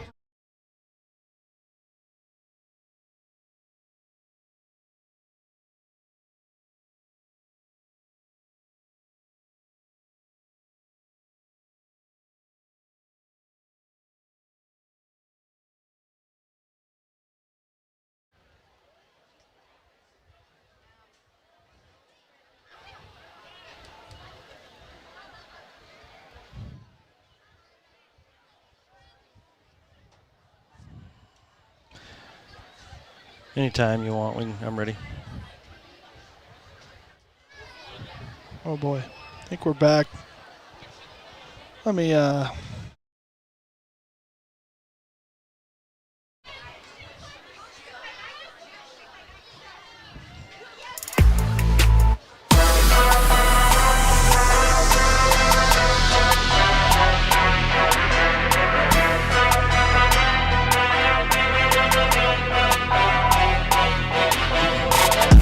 Ridgeline down by just 2 here at the half to Riverton, 21-19. Got a couple unfortunate turnovers. So, I mean, things could be way different. But Ridgeline battling here and doing an excellent job against Riverton. Here's some other scores to pass along to you at the half here. Mountain Crest and Box Elder in a dogfight, 14-14. Whoa, we put one of our best men on some. Is it Hicks or the Horns? Hold on. Here we go. We're gonna. No, he's out. He doesn't want to be on the mic. All right. Well, who was it? No, it's not him. And we're still trying to figure. What? What's his name? Derek Ratliff. Derek Ratliff. We were make way any off. sense. They're like the cheerleaders. I was like, you guys know who number 5 is? Like, Derek Ratliff. Oh, everybody knows Derek. All the cheerleaders know who Derek is. Derek Ratliff. Wow. Schwammy, Sham, Samsonite. Oh, man, we were way off. Derek Ratliff doing. Derek Ratliff. But he's wearing number 5. Yeah. I had there him you go. listed as number 1. Well, he is number 1 on the In the hearts of the cheerleaders. in the Riverton rushing books too so far tonight. He's got well over 100 yards and 3 touchdowns. Thanks to Kid's been a one-man wrecking crew. Thanks to our best man. Hey, now, do you want to do another favor? Go up top and touch the camera so it brings the field of view back on. You just touch that. How do I get to it? Just right over here. Up the stairs, my You friend. go that way, yep. Where do these stairs go? They go up. Corey Smith, the Swiss Army knife of Friday night Our stream broadcasting. Okay, well, heck of a job by Derek Ratliff. There it went. It came up. We maybe just shook it from closing that door. I don't know. Can I get back to the scores? Go ahead. All right, Mountain Crest and Box Elder in an absolute battle over there, 14-14 at the half. And Box Elder, that's a good 5A team there. Mountain Crest is going toe to toe with. And that ball game is at Mountain Crest. Well, my nephew Porter Kennington, I got to give him a shout out. Last weekend, he recovered a fumbled punt in the end zone for TD. He plays D-line and O-line, and those kids don't get a lot of score a lot of accolades, touchdowns. So, but he is going to be a problem for a lot of teams out there at the defensive end position. So. Logan all over North San Pete, 33-0. 2 pick sixes, 1 field goal block for a TD. They had a minute left in the second quarter when that text was sent. Skyview beating Wasatch 28-14 at the half. And I don't. Green Canyon was up 3-0 on Stansbury at the half. Stansbury's a pretty solid club. We're going to usually. see them next week, bub. We'll keep an eye Who's on up on that one? Green Canyon. Okay, well, up on Stansbury. That's a good at measuring. Stansbury at the half. That's a good measuring stick. As really Stansbury's going to come here and play at Utah State next week, Dave. Yep. So that's where our broadcast will be up at Utah State. Hopefully, our commercials are working. Well, we'd like to. Did you get it going? No. Oh, well. No. Well, good luck for next week then, I guess. Want me to share some statistics for you? Yeah, this has got all the makings of just being a nice old-fashioned shootout here, as the defense for both sides has struggled figuring out how to stop both offenses. Planet Fitness is our halftime sponsor. Don't follow extreme things. Do your own thing at Planet Fitness. Join now for $10 a month and cancel anytime. Okay, here's the statistics I have. And remember, folks, all of my statistics are to be taken with an enormous grain of salt. Although, I got to say, I'm usually pretty close. With the spreadsheet you've created here, there's got to be an app for that. There's got to be. You would think so, huh? Yeah. This is old. My buddy Evan Nyman that I did games with a long time ago. In the 80s? Not quite. You're not quite that old? Evan created this. He needs the credit, and then I've just tweaked it and added some different things. You've added some features along the way. Well, it works pretty good for the most part, but I'm telling you, you got to. I think that at some point we need to update the technology. Way. Yes. Well, there probably is. There's probably an app that you go what? and you say. I'll tell you what the better way is. Another dude to do it for me, so I don't have to worry about it. Hang on a minute. Hang on just a minute. Okay. I mean, you got that look in your eye right now, like you got something serious to say. I got something serious to say. Now, what if you and I started a business? Okay. We create this app. Do we need to keep this on the down low? Well, this is intellectual property. If this goes out, we'll just sue whoever does it. Okay. Now listen to me. Okay. Hear me out. I'm hearing you out. We create an app that you get in there, and it's linked to Max Preps. Let's just link it in. Let's go to talk to people at Max Preps. Say, hey, we got this idea. Okay. I'm with you. You say Riverton High School. Bam. There's the roster, and there's the season stats from the players that are playing varsity football. Okay? They should all be in Max Preps, although they're not right now, but they should be. They should be. Then you say, my school's Ridgeline. It's already in there. We already know who our dudes are. And then it's like a game changer thing. You're just saying, Nate Dowley, incomplete pass, intended for Hunter Knighton. Okay? Next play, game changer again. JT White, rush, 12 yards, moves the ball. The beauty about that is that everything's tracked. Yep. Your dudes are in there because you're loading it from Max Preps. And the beauty of that is it's always updated. But the thing is, with this little, I have minimal clicks per play. So I don't have to specify, Dowley tried to throw it to Graham Livingston, and it was incomplete. This is actually a little quicker than that, but there's got to be a way, right? Why don't you put your best guys on this? Put your best people on this. Anybody out there that would like to invest in I'm sure there's something already. I just don't have it. What should we call the ND? The how Nick about and Dave? just the NAD? The Patriot scorekeeping system. The PSS. PSS.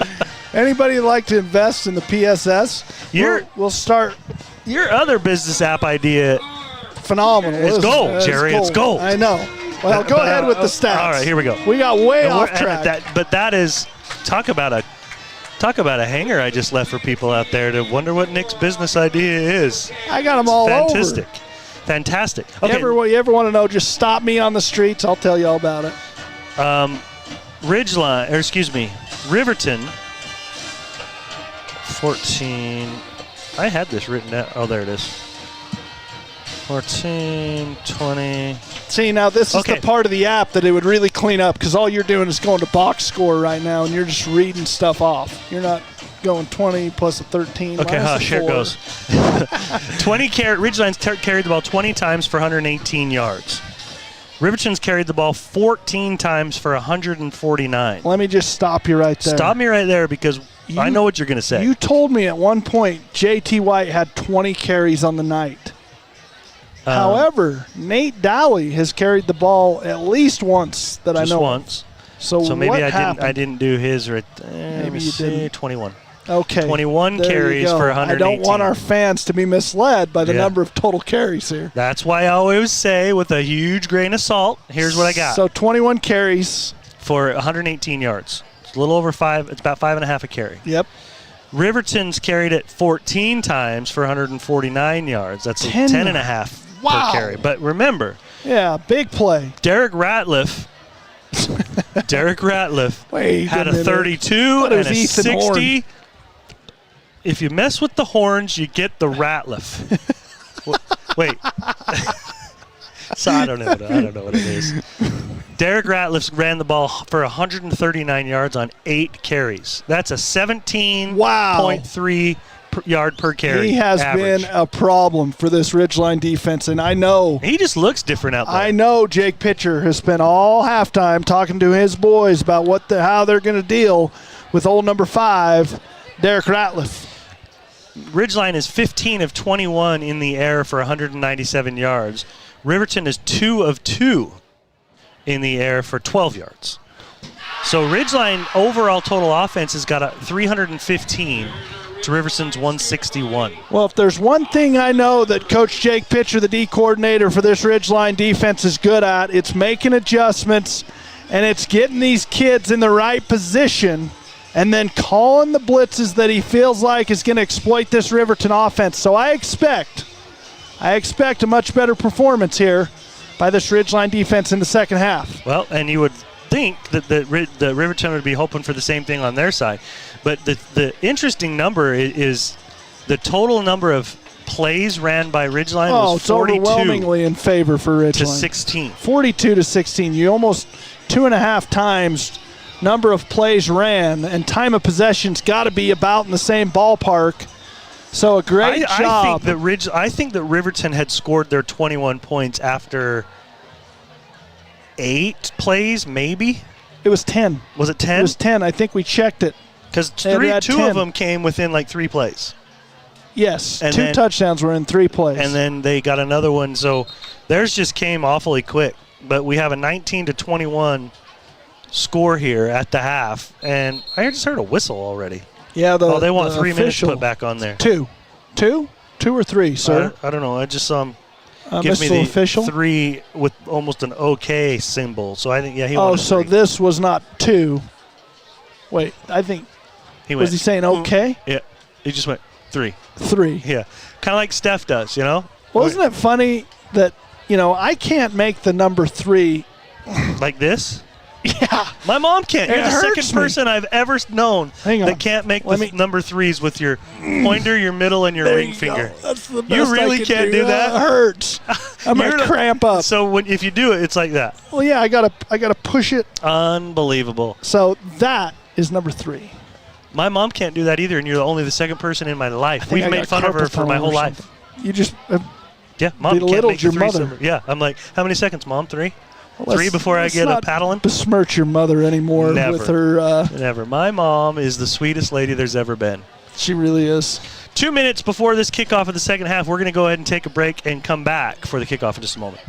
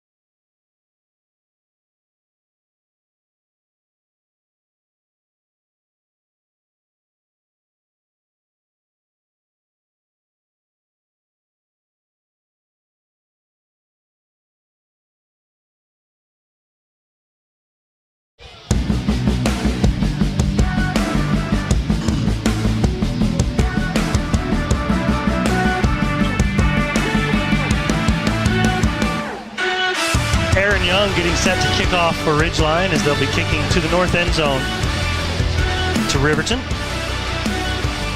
Did you send score updates, Bub? I did not send them. No, I will. Thanks. It was Derek Ratliff, folks. We were calling the wrong name all half, but Derek Ratliff has been an absolute problem. We really can't take any of the blame, though, can we? I can't be held responsible. I mean, everywhere I went, we got different information. And we tried our best. We did. I mean, our heart and soul was put into it. Okay, there's the whistle. And Aaron Young now gets his leg into one. I think he's got a little bit of breeze behind him, and that'll get into the middle of the end zone.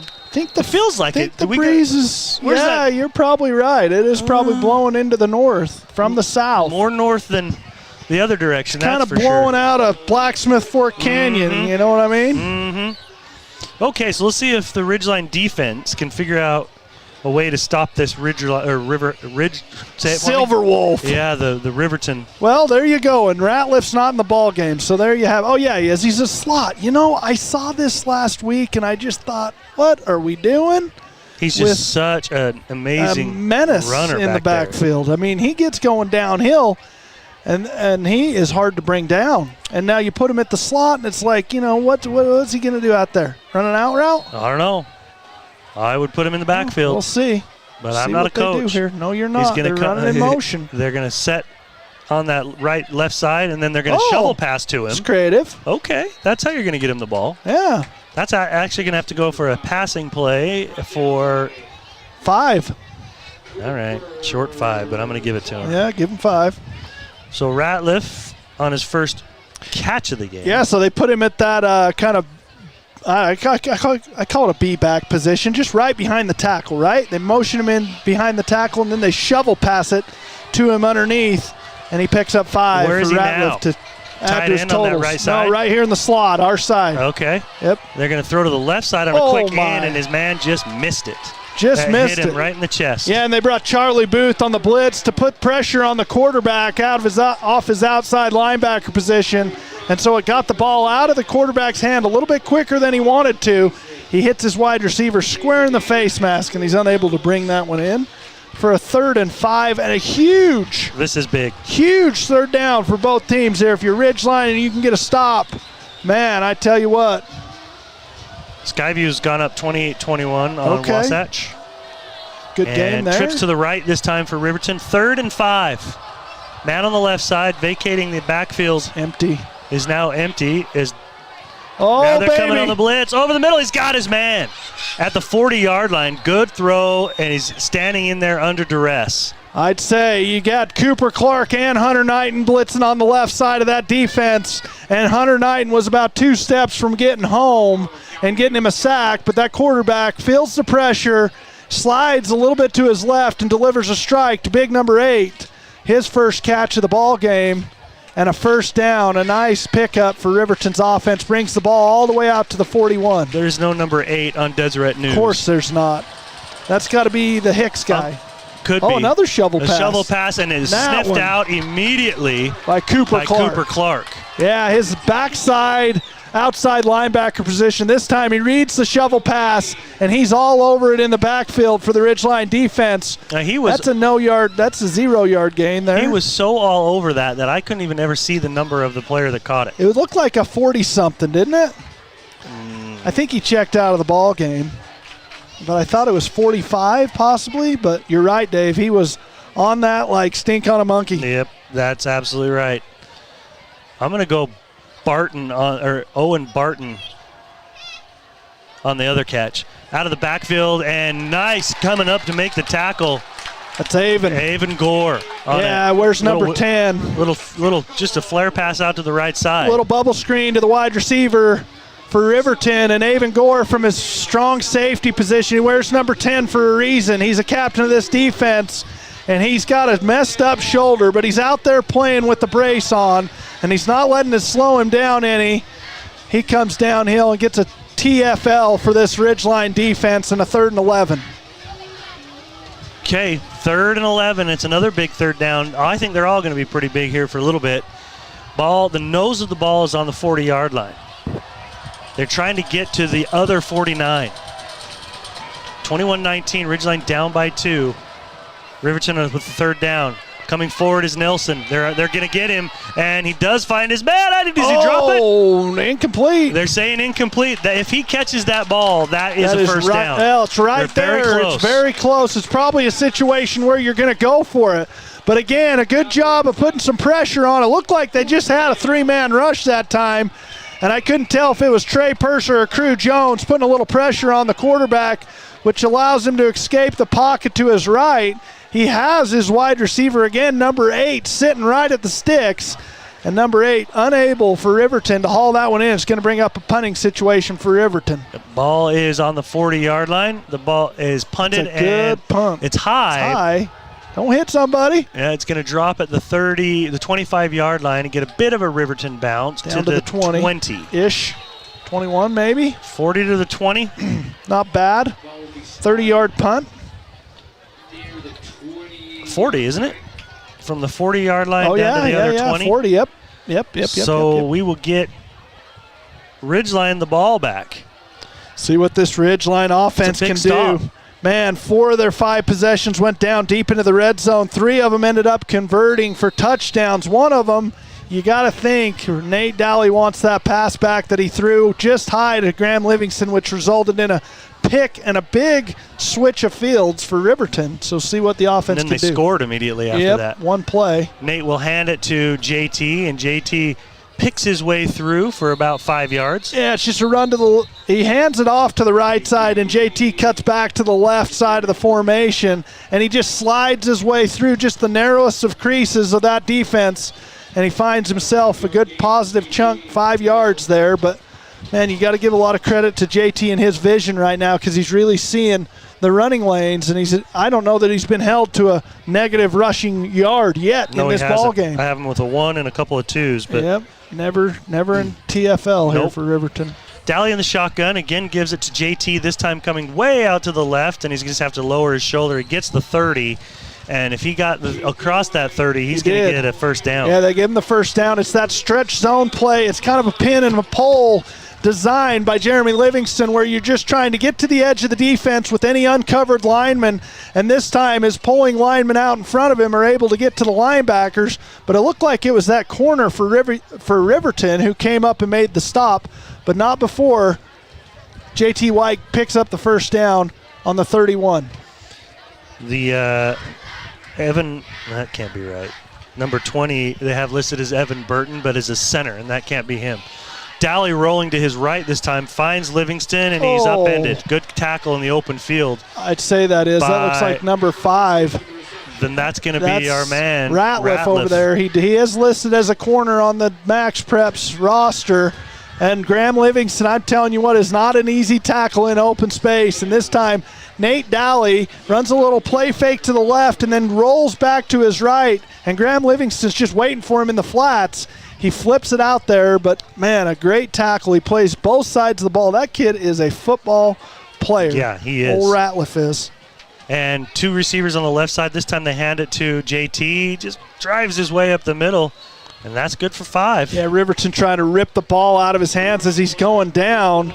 But J.T. White doing such a great job of just pushing that offensive line out in front of him, finding the little running lane, and he picks up about, what did he get, 5 or 6 there? Yeah, give him 5 because they had 1 on the catch by Graham and then another 5 there. So it's well over 100 yards. Yeah, 3rd and 4. 3rd and 4, probably 4-down territory here. A situation where you could run it 2 plays in a row if you're the Ridgeline offense, or just elect to pass. It looks like they probably might run this with 2 H-backs in the backfield with J.T. White. 3rd and 4, give it to JT, and they got him in the backfield. That's the first tackle for a loss that JT has had on him. Yeah, and it's a great job by number 79 for Riverton, playing the defensive tackle or DN position.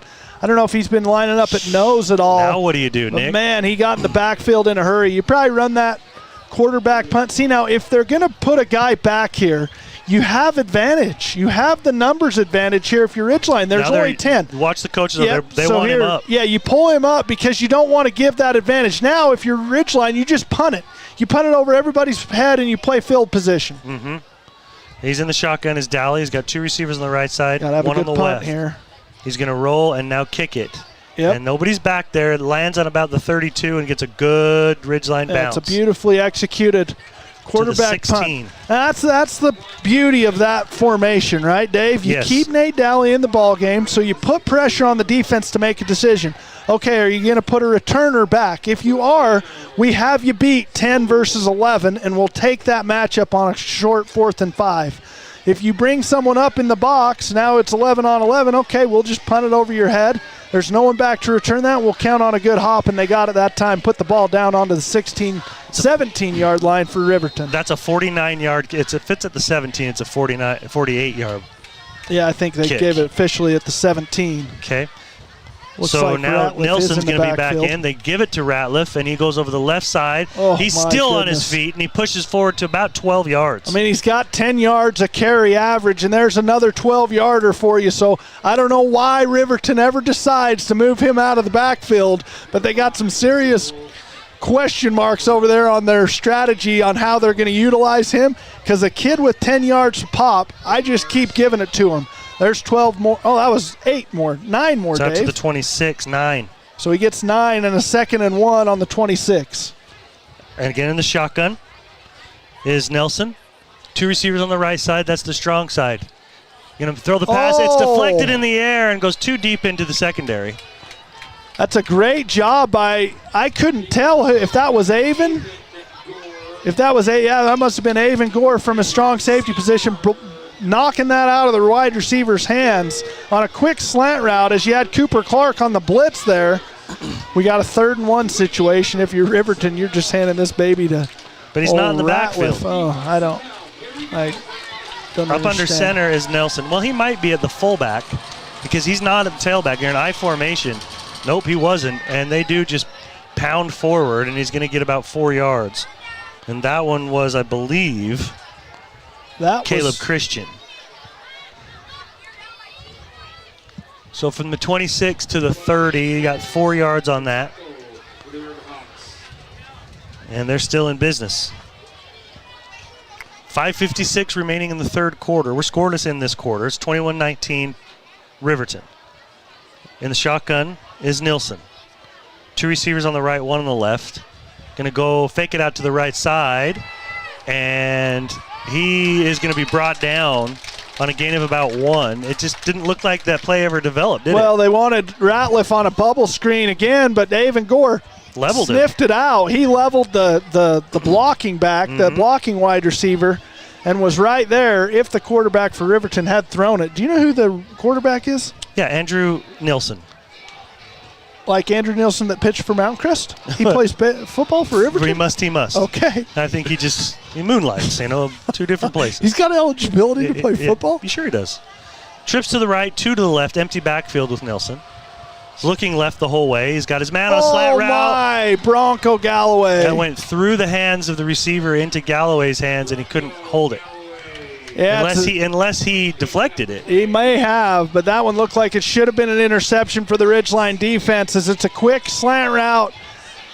Does Bronco look a little gassed or woozy? dinged up? I don't know what's going on. Maybe he's just disappointed in himself for not catching that last ball that looked like it almost got thrown right to him. Yeah, when he went down, he kind of stayed down for a second, and maybe it could have been frustration there too.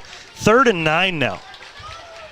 From the 31-yard line of Riverton. Here comes a blitz from Ridgeline. They're going to have to get it out quick. They do. They've got their man, and it's going to be short. That pass completed to number Ratliff. 5. Yep, another touch. Another touch for number 5. He's their dude. He got 7 out of that. They're going to have to kick it. You're going to punt this one. Oh, yeah, at the 38. I probably say this is the right decision and just play field position here if you're Riverton. This kicker/punter here, this kid can boom it. He can get that ball up in the air, and you never know on a fair catch situation or a. We'll see what he can do here. It's Walker. Gets a good one on this one. That's a spiral, too. That's perfect. Hey, you got to go fair catch that. Bad bounce, though. Comes right back to the 22-yard line on the bounce. So that kick is a 40-yarder. Yeah, I mean, if that baby gets forward bounce, that thing's going down inside the 10. But instead, it bounces backwards and comes back to the 22.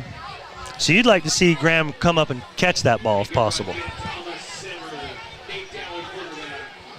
Trace Dustin was back there deep. Graham was the up back. I got you. So yeah, you'd love to see Graham then. You'd love to see your deep guy, Trace Dustin, in that situation come up and fair catch that ball, but that thing is up above the lights almost, Dave. That's a hard ball to catch. And it was a perfect spiral too. Dally is going to roll right after faking a handoff and get it out to Livingston. Livingston's down the sideline and tiptoes out of bounds for a gain of about 7. Yeah, kind of a similar play that we saw to open up the last drive where Ratliff was able to tackle Graham Livingston in open space. Little play fake to the left. Nate Dowley rolls to his right and hits a screen pass to Graham Livingston out on the Riverton sideline. He picks up about 7 for a 2nd and 3. Maybe 8? What do you got? I'm going to give him 8. 8? Yeah, I like it. 2 receive. Let's see. Single in the coverage. pistol over here. Single coverage out here on the left side. Going to just run it right up the middle. JT's trying to fight for his life, and he's going to be brought down on a loss of about 2. Yeah, another good job by the Riverton defense of corralling JT White, not allowing him anywhere to go. There was no running lanes that time, and they get him for a loss of 3. It's going to bring up 3rd and 5. That's his 25th carry. And it's about his 26th or 7th touch. He's got a couple of receptions. Yep, they have definitely utilized JT tonight. He's got 128 yards on the ground. 2 receivers on the right side. JT in the pistol right behind Dowley. No receivers on the left. Tight end in over there. Fake the handoff. Now he's going to come over the middle. He's got Graham Livingston again. This one to the 42. Graham's Boy, 12th catch of the him, game or so. Yeah, they've been doing this since they were 8 years old, Dave, and they find each other in sync a lot of times. And this time it's a play fake to the left, and then he rolls back to his right. And I think Graham kind of ran an in and an out. He gets back to the Riverton sideline, away from where the play fake was, and Nate Dowley hits him right in the chest for a first down. First down on the 43-yard line. I like this matchup right here. Graham Livingston on one-on-one matchup. They're going to run left to JT, cuts it upfield, and he's going to get positive yards, about 3.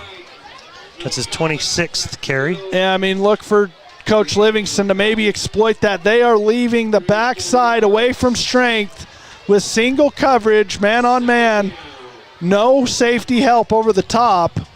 So look for Livingston to maybe take a shot here against this Riverton defense if he gets that look again. Ball's on the 47-yard line.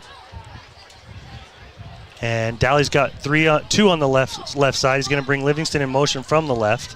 Fake the handoff, give it to JT up the middle. He's close to the first down. That looks like Not it's quite. going to be enough. You think? Yeah, I think they're very pointing. close. Yeah, they're pointing first down. JT White doing a great job again, just a little stutter step in the middle of that line, and then he gets going full speed downhill right over the center, and he takes it for about 8 and another first down. He is approaching the 150-yard mark here on rushing yards for the night for JT White. 138 to be precise. In the shotgun is Dowley. 2 receivers on the right side. Going to give it to JT, and he's brought down behind the line of scrimmage. That's a really good tackle By for number a 21. loss of about 6. Yeah, and they've ran this play a couple times here tonight 5. where they want to stretch this defense side to side laterally, and they get JT running sideline to sideline, and then when he finds a crease in the defense, he goes vertical. This time from the middle linebacker position, he shoots the gap, and as JT's unable to get going, and a loss of 5. Yeah, and that brings it back into Ridgeline territory. This pass over the middle, they've got Hunter Knighton, and this can be a big gain across the first down marker to the 33 or 4. Yeah, it's a great play fake and a great design play by Jeremy Livingston. He play fakes the run again, and then he hits his slot tight end over the middle of the field on just a little seam route, a little pop seam route, and he hits him for a big gain as they're going to bring Cooper Clark in the ball game for Crew Jones. He's going to check out, so going a little bit smaller here, maybe looking to hit one over the top here with some speed on the edges, and that's exactly what they got. A little bit of confusion, though. 19-yard pass play that time to Knighton. I have a timeout here. What's our play clock? Our play clocks are not live. Trace Dustin's not for sure where to Yeah, you got go, some and now he gets confusion. into the slot. And so they do need to call a timeout. I mean, so that's normally where Carson Cox is. Well, this is elements of an injury, right, Dave? Yeah. You got kids that are not used to playing and repping the offensive side of the ball. Trace Dustin and Cooper Clark in two of those kids that have just primarily been defensive players for this Ridgeline team, and now you're asking them to step over to the other side of the ball and come play offense, and there's just so much to learn. This offense is next level as far as schemes and design. It's a college level type offense, Dave. You've learned that probably from having your son deep in the middle of it at wide receiver, and so it's hard to pick up that quick. And so you got to give a little bit of slack to these kids out there trying to do it for the first time here in week 2. Nick, do you know who Cache Valley's number one place to get money, the most money for your junk vehicle is? It's my good buddy Daniel Grange at D&D Auto and Salvage. That's absolutely right. That and scrap metal. Pickup is available, 787-1204, D&D Auto and Salvage. Okay, so we got a 1st and 10, ball on the 33-yard line. Looking on the play action, they're going to try to go over. They got Graham by himself now at the 19. 15 makes one guy miss and makes another guy miss. Baby, he's Did he get it? No. They gave him the one. Oh, that's 2 weeks in a row for Graham Livingston. I got this one on replay, hopefully. Let's see this instant replay as Graham runs a deep crossing route from the right side of the formation all the way across to the left. And Did you see how open Trace Dustin was first? And then Graham was even more open. Yeah, and Graham just steps out at the 1-yard line. Last week at Bonneville, same thing, running a crossing route, getting to the pylon. It looks like he gets in. They don't give it to him. JT White's going to pick this one up right here. Well, let's see. They hope so. Yep, he gets in for the 1-yard carry. They had already had it on the scoreboard. They took it off, and now they put it right back on. Yeah, great job of this Ridgeline offense. And Nate Dally finding his buddy multiple times. Graham Livingston, they're going to go for 2 here. But he finds Graham in the open field, and he is such a hard tackle. I mean, Ratliff has been the only guy in that Riverton defense to do it very effectively. And that time the right corner and the safety unable to get Graham Livingston down, but he goes out of bounds at the 1. And then the easy scamper by JT White behind those big bodies of Trey Purser, Case and Dana, Levi Painter, Bodie Hansen in the ball game to lead the way up front for the Riverhawks. Trips to the left here, Dave. They're going to try to throw this one in, maybe throw it up to Creed Jones. Trying to get 2 and a time. Oh, flag. Delay a game maybe. Yep, delay a game. Yeah, you had a hard time getting the play in there. That's not the worst thing in the world here for this Ridgeline offense. Gives you a little more space to operate. Still got to get the play in, though, here if you're Coach Travis Cox and Coach Jeremy Livingston. I don't know. They're kind of arguing about what they want to do. You'd rather be – so you've been chasing points, and now you're 25-21. You're up 4. I mean, yeah. Up 5 doesn't do you anything, but I mean, you 6 get a field goal, yeah. I don't. Trips to the left, 1 to the right. Dowley's going to look over the middle. He's got his man. It's Livingston. He's not going to make it. He was hit pretty hard at about the 2-yard line. So going to Graham again, and he had JT White wide open. I see Coach Livingston over there having words with his quarterback, saying, get the ball out to the flats, quit throwing it to Graham. Graham's a decoy on this play. Throw it to JT. So but a great job by the Ridgeline offense. Let's go over a couple more of these, Dave. We got Advanced Heating and Air Conditioning. At Advanced Heating and Air Conditioning, you can now schedule your service call online at advancedheating-ac.com. Looking for a new gas fireplace? Advanced Fireplace and Stove in Logan has great options. Call 752-7272. And Cache Valley Auto Care. Common sense solutions to your auto problems. You got any auto problems, bub? They always come up here and there. Well, go to Cache Valley Auto Care. Engine maintenance, tires, brakes, oil changes, belts, hoses, and more. Find coupons on their website. Okay, Aaron Young looking to kick here with 1:18 remaining in the 3rd quarter. See if he can get this one to the end zone. Looks like he might have. Yes, he does. Yes. About 3 yards deep into the end zone. That'll bring Riverton out to the 20-yard line. So he's 3 for 4 on the night, getting it in the end zone. And I know Coach Travis Cox is pleased with that performance. Yes. But I'm watching down here on the sideline, and Jeremy Livingston is still hot. He's giving Nate Dally a bit of a lecture. bit of a lecture on what we got to do here to be a little more effective on the 2-point conversion plays and pick up some more points. Nate eagerly walks over to the water bucket to get a drink. Yeah, let me go get it out of this for a second. Nate's got 20 completions for 272 yards. Some of the balls he's thrown are next level. I'm telling you, he is a talent out there. He is good.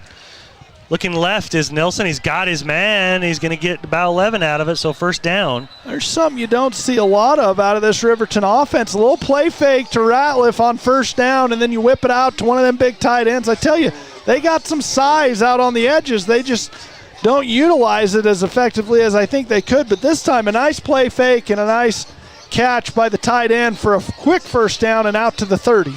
31. 11 yards. First and 10, still on the Riverton side of the field.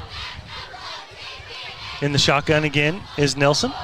This time going to give it to Ratliff, and they can't bring him down on first contact ever. And he took about 3 that time and finally did get him down. I've just made a couple observations here, Dave, watching this Riverton offense. Number 87, I'm not sure who it is. He's getting a little chippy with the boys out there. Is he? Yeah, he's going in making a little helmet-to-helmet contact, chasing them after the play and giving them a little shove or a little push. Is that who just pushed Cooper? That's exactly who just pushed Cooper. So I'm watching old 8-7 for Riverton's getting a little chippy. See how this defense answers. You'd rather be the hammer instead of the nail, and he's acting like he's a big old hammer out there right now. 2 to the right, tight end is 87 to the left, and now they're in the backfield. Nilsson escapes, and he's he's first down and getting close to midfield. He's up to the 48-yard line. Was that a Good little run. play action to the left and then quarterback keep to the right, wasn't it, Dave? I thought he looked like he wanted to try to throw it. Did he now? A little screen over to the right side, but instead he tucks it away and he picks up the first down with his legs. That was about a 15-yard scamper for the QB. It's definitely his longest run he's had the night. He had a 1 yard, a 0 yards, and now a 15er.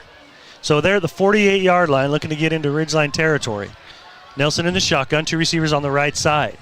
Looking over the middle, now he's continuing to roll out. He's going to have to throw this away, and he does. Oh, and he gets thumped by Cooper Clark there as he gets rid of that one, and he is up slowly as he's holding his rib cage, and number 87 comes over and taps him on the helmet. When you're trying to throw and at the same time getting hit, you're exposing that rib cage. I'm sure he's got some sort of padding over there, but still, that hurts. That's going to bring us to the end of the fourth quarter, Dave. 25-21 in favor of Ridgeline. All right. Pretty good ball game, huh? Yeah, it sure is. We'll be back in just a moment.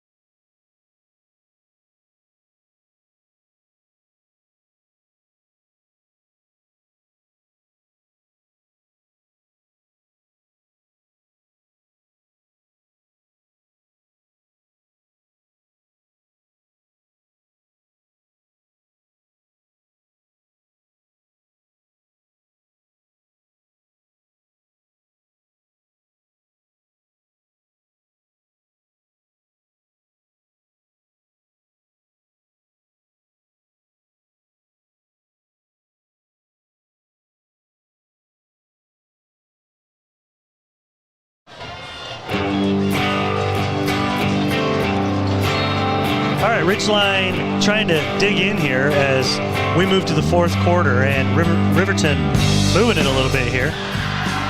Ball on the 48-yard line, still on the Riverton side of the field. Looking to get into the Ridgeline side of the field. Nelson's under heavy pressure. He escapes. He does get it out there, but it's a pass of only about 2 yards. And Cooper Clark and Dante Bond almost swallow him up in the backfield, and he's able to break both tackles and just flicks the ball out to number 38, his little running back, for about a 1 yard, 2 yard gain, Dave. Second and 3rd and 8. Yep. That's the first catch by Caleb Christian. Yeah, you got Ratliff in the slot here, closest to the quarterback in a trips formation to the right. See if he goes Nobody to his in the backfield with Nelson. He's under heavy pressure again. This time they got him. Yeah, and it's just, I can't give enough credit to Jake Pitcher. He hits the edges and hits the edges so many times that you just get looking outside, and then that time on 3rd down, he sneaks Will Graham right up the middle of the formation and goes right where nobody is, and little Will Graham who has not very little wheel well, grab. he might be not little, but he might be undersized, but he plays big. That's a 9-yard loss. He goes right through the middle of that Riverton offensive line and straight to the quarterback for a nice sack for this Ridgeline defense. Even more importantly for Ridgeline is that that was on third down. And so we got a punt, but it's a good one. Yeah, but the special teams for Ridgeline has got to be better. You got to go fair catch that. I don't know what we're doing back there. It's 3 punts in a row where the ball is landing on the turf, and you basically are just getting lucky that it's not bouncing the way it does. Because 9 times out of 10, Dave, you've seen it as many times, with this new turf, that ball is typically going to hit the turf and roll forward. That's a 55-yard kick. I can tell you this. You got a fair catch it at the 20. I can tell you this. From my son that was back there doing it, there's somebody, hard. No, I'm not saying that. There's somebody on the sideline that are supposed to be telling him to catch it or to fair catch it or not. Now, what you're saying is they're not even going up to try to make a play. They're not even making an attempt. They're in the end zone. Yeah, I mean, you got to get up there to make a play. But fumble! That ball's fumbled as it came out of there. And boy, I don't know who's going to have this. Looks like, doggy. That's a big sigh of relief. Holy smokes. 41. He's made some plays on defense. Ball's on the 4-yard line. 2nd down and 10. So it was no gain on the fumble. But it came out and went right back to the line of scrimmage. Wow, Could you tell who dove on it? I think it was JT. That's kind of what I was thinking, I think he got on his own fumble. So 2nd down and 10 on the 4-yard line. 9:50 remaining in the ballgame. Ridgeline leading by 4, 25-21. In motion comes Hunter Knighton. Now they're looking at a kind of a hitch and go. They got Knighton at the 20. And now the 30, the 35. He's fighting out to the 38, 39-yard line. Yeah, and it's a beautiful play design. It's a play they've stung Riverton with earlier in the night where you bring Hunter Knighton over in motion and then you bring him out as a blocker on a quick screen to Graham Livingston.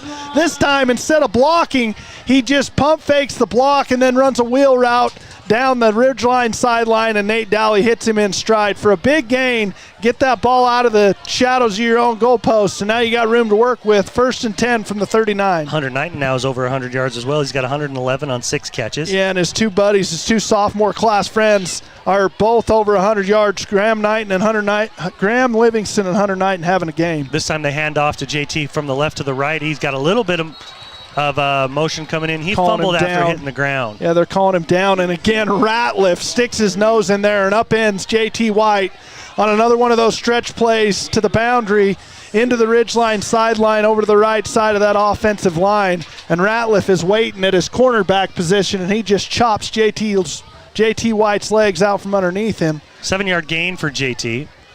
JT has now carried the ball 30 times. Woo! That's a workload. 141 yards. I mean, this Ridgeline offense has run well over 65 plays in this game already today, Dave. They have got a lot of work on offense done. The clock needs to run for Ridgeline. Low snap, handled by Dowley, and he throws a bullet over the middle, and I think that's Grant Livingston went up and got it. Yeah, we're going to watch this on instant replay. He's got just about a 10-yard crossing route over the middle of the field, and Nate Dowley is patient enough to wait for him to get some space. And there he is, Graham Livingston behind the linebacker. He beats both defenders. It's almost triple coverage, Dave, and he threads it in there. What a throw by Nate Dowley, and what a better catch by Graham Livingston for about his, 14th on the night? 13th catch, 190 yards for Graham. Oh, he's going to get over 200 here with one more. 2 receivers on the right side. They're going to give it to JT going left. He sees a hole, cuts up, and he takes a hit, but then he just drives back forward, and he's got about 4, you think, 3? Yeah, about 3. Give him 3 there. It's that same stretch play. This time they run it to the field side of the formation over to the left. JT White just stretches out wide, and as soon as he sees any crease in the defense, he puts his foot in the ground and goes vertical. This time about in the middle of the field. He gets met by a Riverton defender and just stopped in his tracks. But it's going to be a 2nd and 8, 2nd and 7. Even better, it keeps the clock running. Yes, Ridgeline wants that clock to move. It's now 7:25. 2 receivers on the left, just the one on the right. Bringing Graham Livingston from the left to the right now in motion. Out of the backfield, they find White. White catches at the 30 and is tackled at about the 29. So another touch for JT White. He's going to have about 40 touches on the night before this is all said and done, maybe close to 50 if you keep feeding him, kind of grind this clock out. Nice little swing route after you get the motion from Graham Livingston across the formation. You throw the swing back from where Graham came from. Sorry, you throw the swing route back from where Graham came from to JT White, and he is having himself a ball game here. Yes, he is. Lots of guys are having good ball games. White is directly behind Daly in the shotgun, bringing Livingston from the right to the left this time. And JT is stuffed, and they might not give him a first down there. They're not looking like they're going to move forward. Nope, they're going to give it 3rd and 1 here, but the clock is going to continue to run. If you can somehow get this in distance for Aaron Young to kick one through, you push this lead out to 7. I don't like a kick right here, personally. I don't either, especially with this wind. This wind is blowing out of, like I said, Blacksmith Fork Canyon, kind of to the They're going to go heavy, though, I think. southeast. Yes, they are. Case and Dana in the ball game. Will Graham, Bodie Hansen coming in. This is a goal line type situation. 4th and 1. You got to pick this up. Sprinting back to the huddle is Nate Daly. They all know what they're doing. Yeah, they're running power to the right here. And they're going to see if they can get that 1 yard. They're going to hand it to the right side to JT, and he's got it. It's been almost automatic all night long. You get in short yardage situations like that. You put the heavy set in. You get behind Case and Dana, your nose guard, and you just pound the ball with JT White, and it's almost been unstoppable for about 2 yards all night long. And that clock continues to run as it's down to 5:43. Cooper Clark was in there. Bodie Hansen was in there. As you said, Case and Dana was in there. And they're going to check Crew Jones out of this ball game, bring in Cooper Clark. Whenever they've done this tonight, they've got into some alignment issues, and Nate Daly's already pointing his finger on where these boys need to go. Out to the right side is Hunter Knighton in the slot. Right side slot is Graham Livingston. Just to the right of Daly is JT White. 2 receivers on the left side. They are looking to throw. Goes on the right side, and that one is incomplete, and it will stop the clock. Yeah, that one's... Like you said, this ideally you don't stop the clock. It's going to bring a 2nd down and 10, ball on the 27-yard line. Well, it's about 35 seconds you could run off this clock, get it down inside of 4 minutes. I know you want to score here, but on 1st down, everyone probably knows you're going to do it, but at this point you've been bullying this defensive line of Riverton around enough to open up running lanes for JT White. I'd just keep handing them the ball. I'd stay heavy out there with Crew Jones and Hunter Knighton kind of at those H-back positions, but they're going to spread them out again. Timeout called by Ridgeline. Coach Cox calls them over to the side. Yeah, he wants to talk about this one. I want to remind you that Adams Wealth Advisors powers your video experience.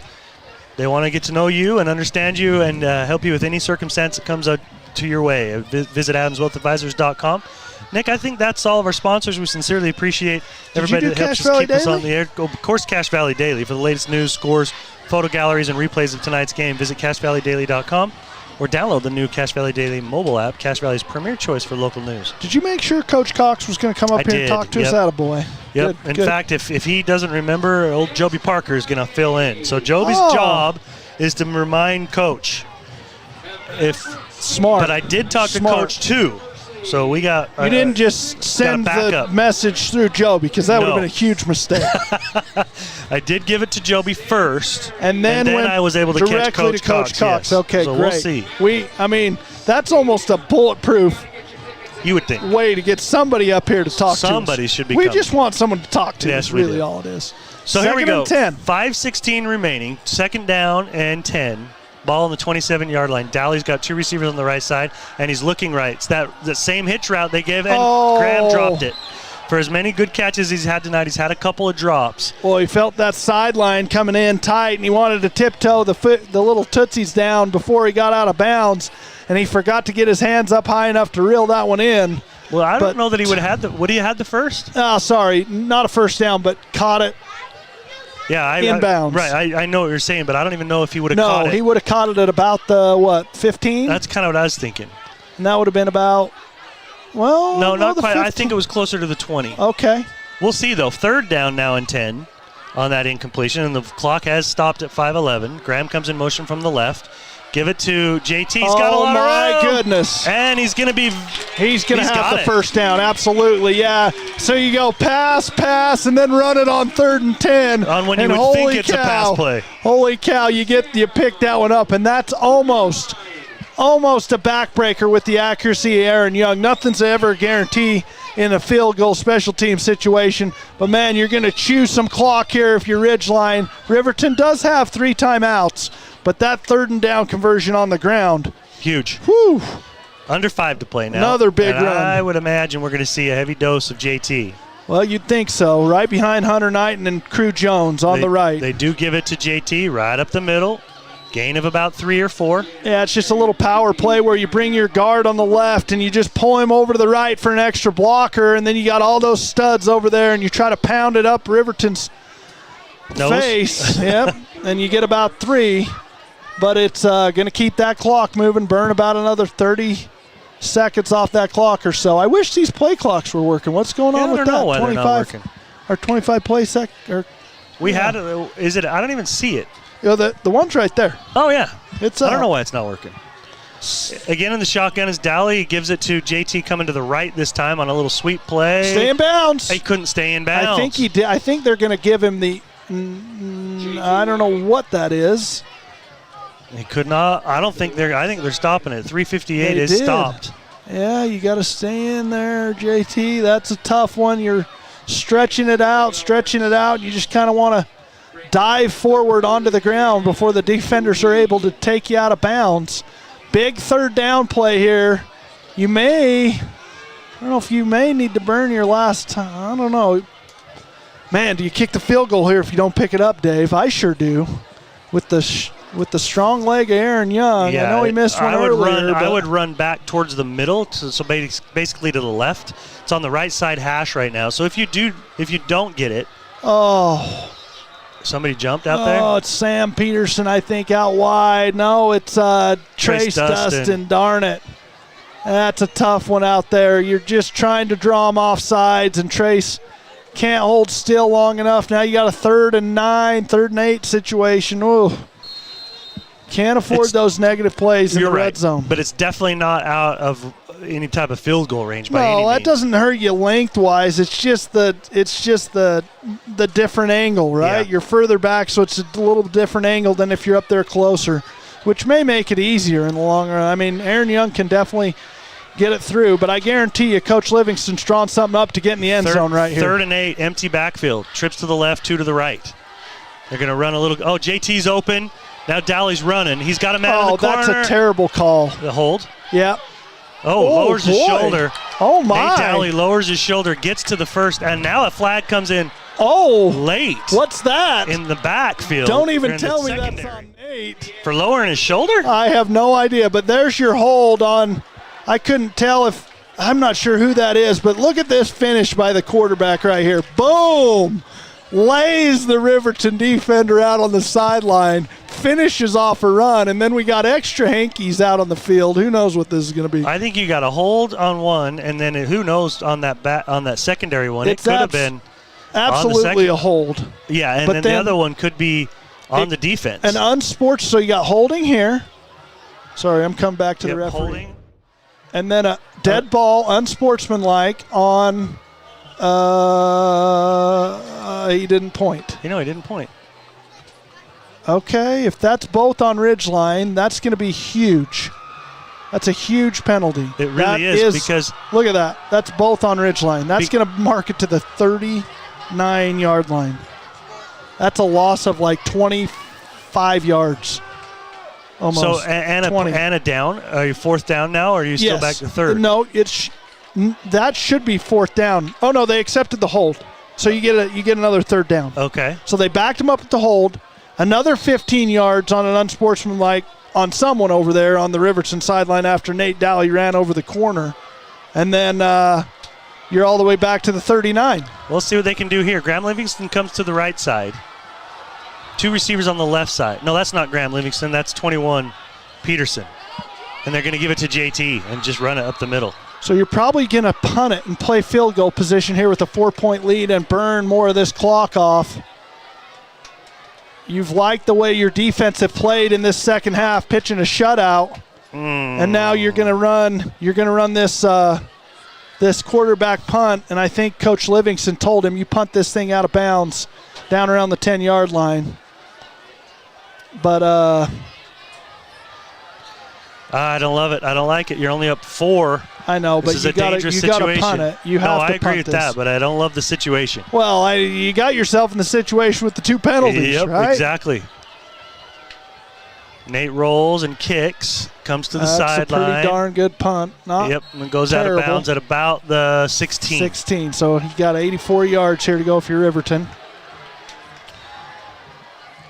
So that's a 19-yard punt, but they didn't have a whole lot of room to work. And, the clock really, I mean, those the first and second down where you throw it incomplete both times, you stop the clock, and then you rush it for a first down, which was huge. Mm-hmm. Man, I just, with the momentum and the way the game was going, I would have loved to see him just stay with JT in that situation and just continue to burn that clock.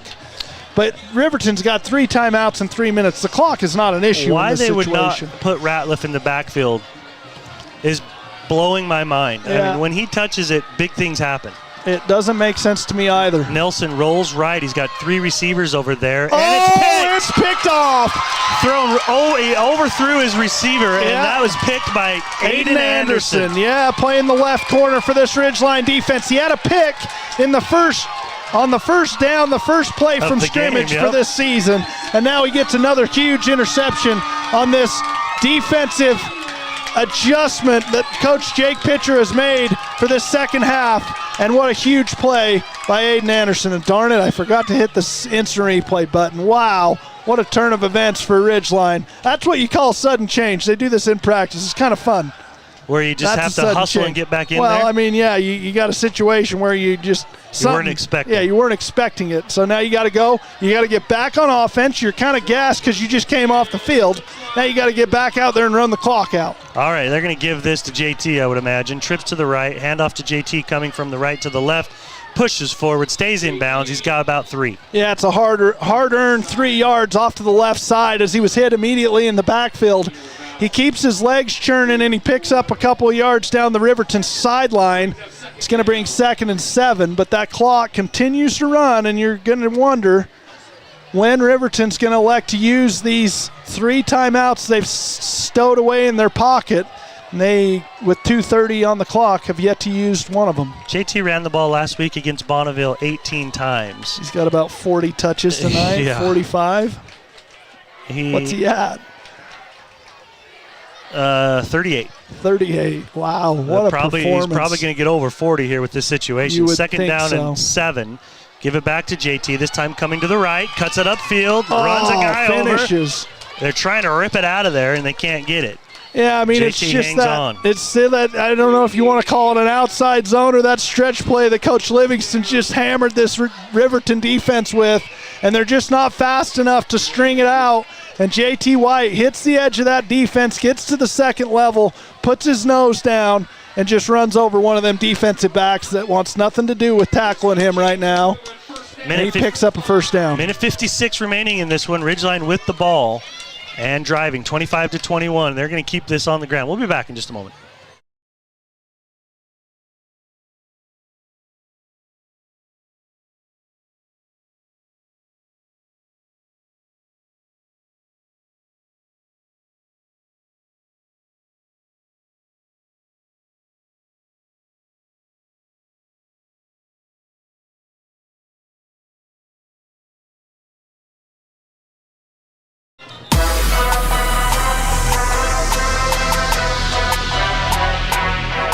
Minute 56 remaining in this one. The timeout was called by Riverton. They still have 3. JT White standing next to Daly with 3 receivers to the left. They give it to JT. He comes back to the right. He's going to get to the 15-yard line. That's a gain of 3. Yeah, that's his 40th carry on the night. I've mentioned about his vision earlier in the night, and it just keeps getting better as the game wears on. He continues to just find those little running alleys. I mean, he's so tough to get down on first contact, and just to pick up positive yards on first down, He's done it time and time again. They've held him to negative rushing yards, I think, twice on 40 attempts. That's an incredible stat for J.T. White tonight as the rushing attack for Ridgeline has showed up. He had a -2 and a -2 and then a -5. So 3 times is all. 3 and 40 rushes. 40 rushes. That is a ton of work. He's going to be a sore young man tomorrow morning. He hasn't been in on defense at all, has he? A little bit here and there. I've seen him play safety just a couple of times. I haven't seen him play linebacker near as much as he played it last week. Last week, do you know that the defense had 18 kids record a stat on defense? Wow. Now that's some rotation. Flying around. The rotation's been a little bit tighter here tonight. Obviously, you don't have Carson Cox in the rotation at D-line. Mm-hmm. I haven't seen Cohen Richards out there like I did last week, so the D-line rotation's been a little tighter. And Will Graham has exclusively played defense this week, with the exception of those heavy sets, because Trey Purser, the emergence of him at offensive line, has really helped this offense get going. Ball on the 16-yard line. They give it to JT, and he's going to be snowed under by a few white jerseys and get a couple of yards on that one. Riverton trying to bend but not break here late in the fourth quarter. That's their last timeout. Now the clock becomes an issue. And if you're Jeremy Livingston right here in this situation, you have 1 timeout left, Dave. You run the ball.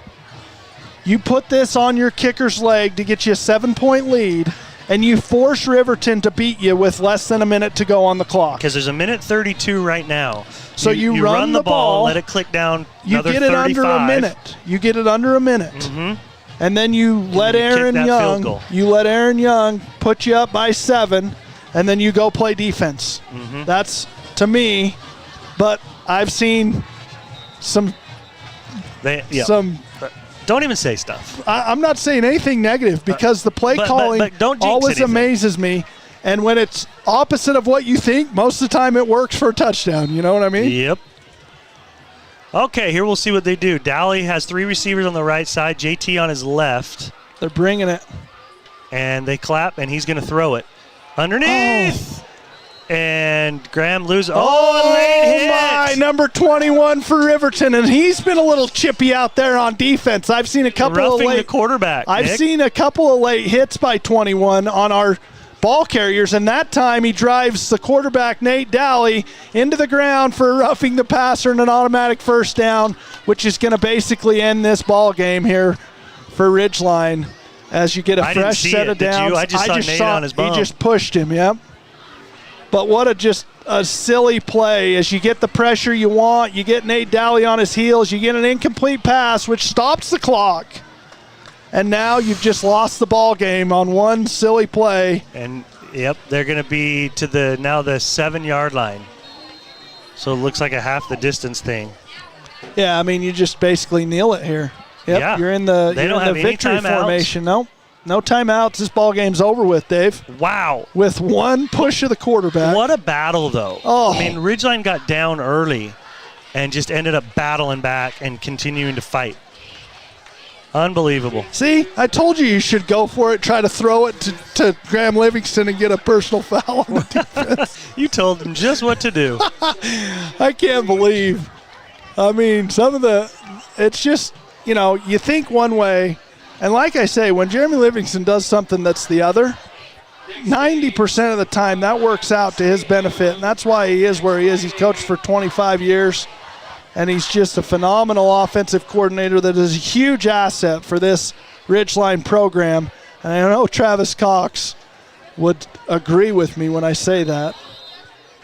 He thinks he's one of the most brilliant football minds he's ever been around. That's saying something. They were 23 of 31 in the air for 329 yards. Wow. Riverton was 9 of 13 for 52 yards. 52. Did I say 9 of 15? 9 of 13. 13? Yep. Yeah, for 52 yards. Victory formation, the best formation you can run right there. Yep. 25-21 final for the Riverhawks. Wow, what a ball game, Dave. What a ball game. That was a pretty fun one to call, too, wasn't it? It sure was. I was super proud of Ridgeline, how they got down. Their response. Super quick on those quick little plays, and next thing you know, they're continuing to fight and win this ball game 25-21. We'll get the statistics ready for you and bring them back in just a moment.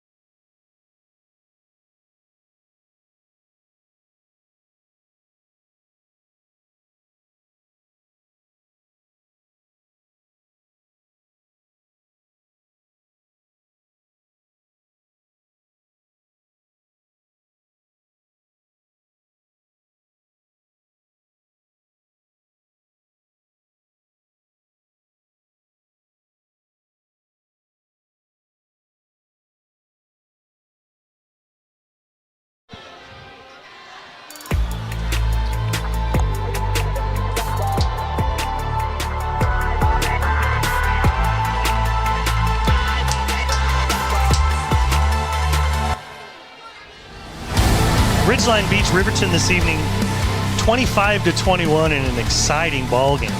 At the end of the first quarter, Riverton was up 14-6, but it was 14-0 before Ridgeline even knew what happened. Before they even woke up. Yep. And then Ridgeline got 13 in the second quarter to Riverton's 7. So it was a 21-19 lead for Riverton at the half. Ridgeline, before you get too far past the half, we can't forget, you cannot forget about the less than 50-second drive that Nate Daly took his offense on to score just before half to narrow that margin from 21-12 to 21-19. It was a great catch down the sideline by Graham Livingston. Two of them. Oh, yeah, a couple of them. He almost got into the end zone. They got pushed out of bounds at about the 1. Then J.T. White cleaned it up. But so that was 6-0 in the third. So you're right, 21-19 at the half, but then 6 points for Ridgeline to nothing in the third quarter for Ridgeline, and then nobody scored in the fourth. Well, you got to give so much credit to Jake Pitcher, and I said it at halftime, Dave. He would make the adjustments. He would figure out. Now, with a little bit of help from the Riverton coaching staff, he figured out how to corral in old hook 'em horns, Ratliff, and bring him down. Derek Ratliff was an absolute beast. And they stopped handing it to him. I don't know if it's because they rely on him so much defensively that they don't feel like they can give it to him as much offensively. He plays corner. I'm not saying the corner dude was flying around. He was making it's tackles. Not like he's playing linebacker. You know what I'm saying? Yeah. Here he is. Coach Cox. You're right on time. Right on time. Here, take this. Right Coach, on cue. We got to unmute him. Coach, thanks for taking the time to bring it up. We haven't even good? gone over all of our... Can you hear us? Oh, we got to get headsets. No, he can hear us. Huh? Okay. All right. Are you sure? Yeah, it's fine. Okay. Coach, we haven't even shared the statistics, and keep in mind these are super rough. You know what I mean? But I have your team with 513 yards of total offense, 329 yards passing, 184 yards rushing. I want to start with JT. The dude ran the ball, I think, 40. Oh, did he run it that much? 42. 40. Wow, that's a lot. Yeah, it's a lot. But at the same time, it shows you how much you guys trust him. 41 times he ran the ball. Whew.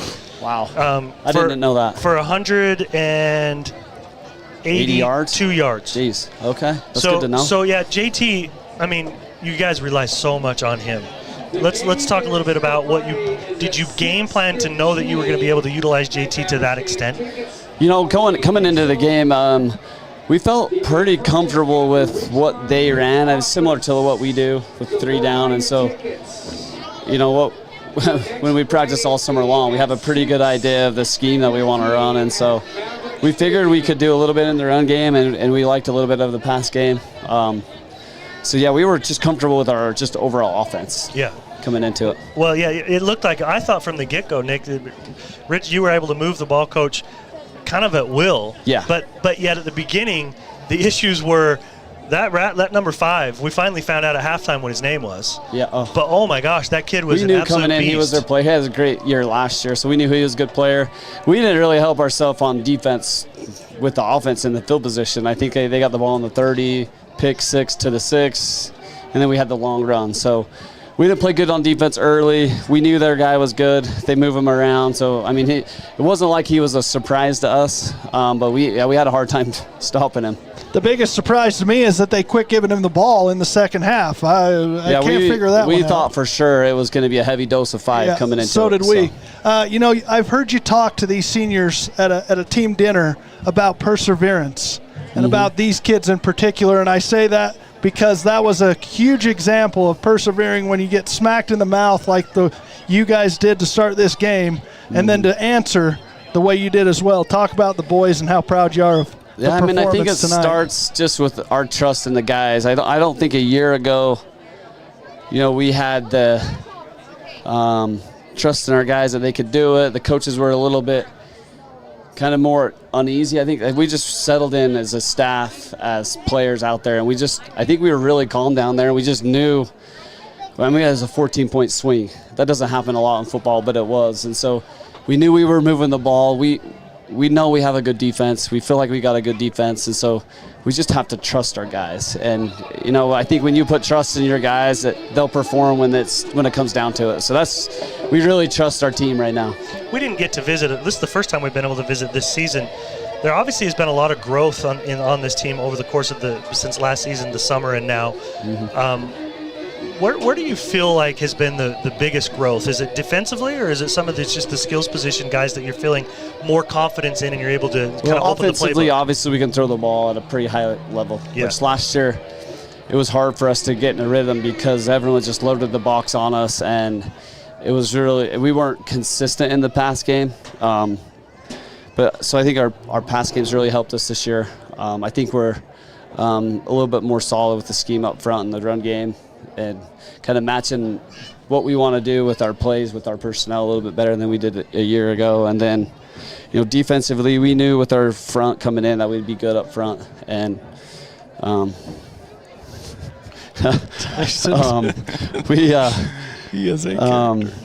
we feel like that front can help set our defense a little bit, but yet we're still really young in the back end on defense and a little more inexperienced, and that definitely showed tonight with our 2 middles. They had pretty good games last week. This week was a little different story, but with a little different back, bigger line, and we messed up the first few times, so it'll be good to see that on film. What concerns did you have coming into this season, and have you got any answers for those yet? I'll tell you what, Nick's concerns was the defensive secondary. Yeah, I think we've worked pretty hard the last couple of weeks to fix that. So that one's been answered to me. But yeah, I think we feel pretty good with where we are at right now. I mean, we got to obviously get better. We got to get a little more depth. But I think the most concerning thing with me is just not knowing the new guys and what they were going to do under the lights. Could they handle the pressures and some of the things that come with playing on Friday night? So. But I think they've been done well. Well, you can't say enough about the maturity of Nate Daly. Back-to-back games, 290 last week, 330. What do you got him at? 329 today. Yeah. So 2 huge games out of the sophomore. I mean, he's only 15 years old. Yeah, he's he he played played an great incredible tonight. player. And, yeah, he made some really good throws when we needed them, and that's the key to a big time player is not when it's easy, but when it's hard.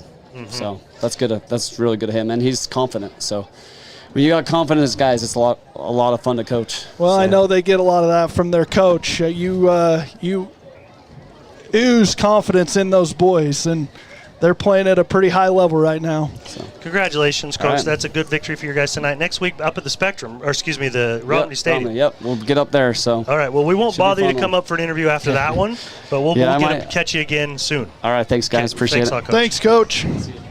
That's Coach Travis Cox. I've said it for as long as he's been head coach here.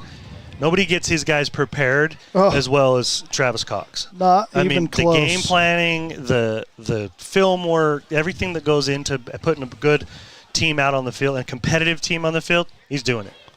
He's absolutely doing it. And the things that he preaches to the boys about being confident, playing fast, being sure, it's just all those things, being prepared, those anchors that he builds on his foundation of this is where we're going to start and then this is where we're going to go.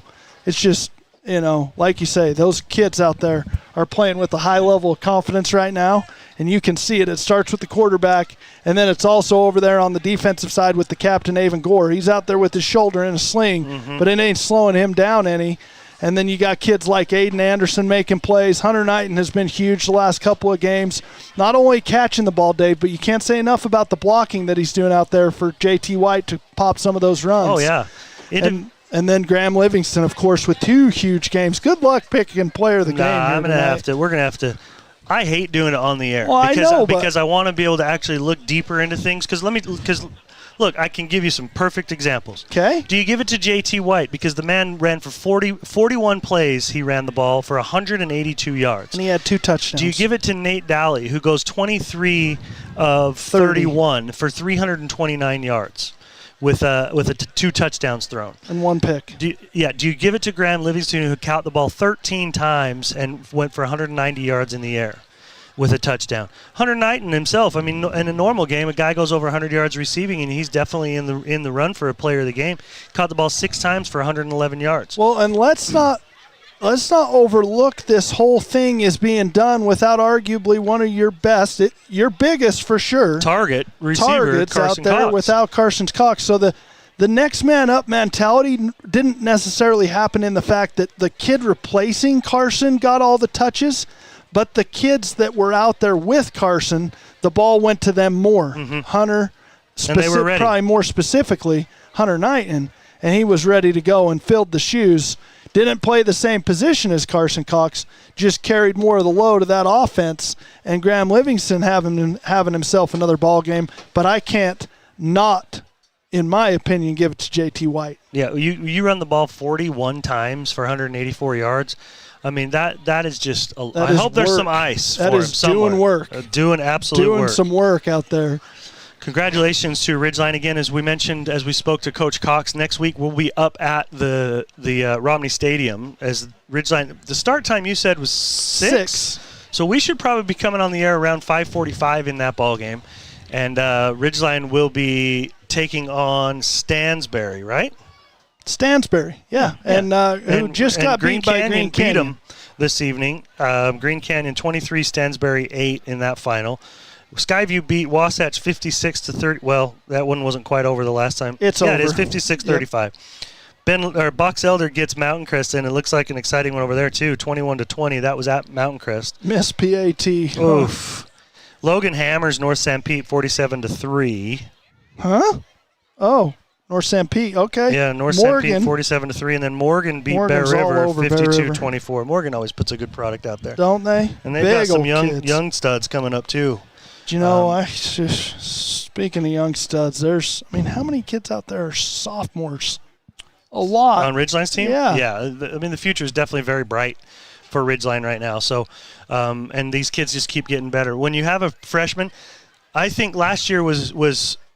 You came into that year thinking Jackson Olsen was going to be your quarterback. After a game or so, they realized he wasn't. And now Nate Daly gets thrown in as a freshman. And do you take your lumps? Sure you do. But now look what the dividends it's giving hang you on, right you now. say take your lumps. No, they didn't go undefeated by any means. I know, but they went to the semifinals. But he's learning, and he's having to figure things out. You're right. At a freshman, and now he comes in as a sophomore. And think if he never did get quarterback reps as a freshman. I know what you're saying. I agree with you. Where we would be right now. Right. But nowhere close to where we are. No, that growth he got because he got thrown into that situation. And by the way, he handled it as a freshman. He was very, very good. Yeah. Better than most, even the older kids.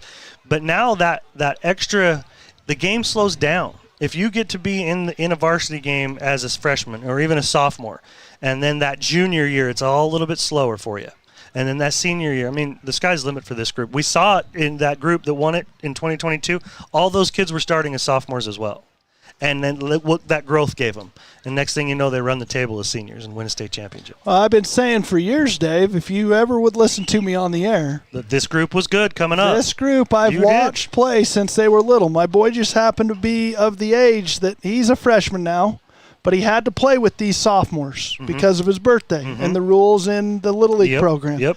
So I got to coach some of them, and I got to watch the others on the other team develop and grow up playing football since they were 8. And you knew it. I knew that, and I'm not taking anything away from because the senior class is incredible right now. The junior class is great, and that's freshman class coming behind the sophomores they're loaded with talent as well. But that sophomore class, I'm telling you, they are special, very good. Yep, and you can't do it without those juniors and seniors. Nope, by any means. They're the leaders in the program. They are absolutely doing it. Well, that's probably enough out of us tonight, Nick. Ridgeline wins this one 25-21. Do you think how many other people are thinking the same thing? 99%. That's enough. 99%. I'm turning it off. The only one that isn't is you. You're like, I could keep going. For the Patriot, really Nick Zollinger, I'm Dave Simmons. We appreciate Coach Cox for coming up. Remember to join us next week. As an earlier start time, we'll probably be on the air around 5:45. Live from Romney Stadium as Ridgeline will be taking on Stansbury. Ridgeline wins this evening. The Utah Open champion, Dave Simmons. Yeah, you dang straight when it's a Pro-Am. 25-21, Ridgeline wins this ball game tonight, and we'll talk to you again next week. Good night, everyone.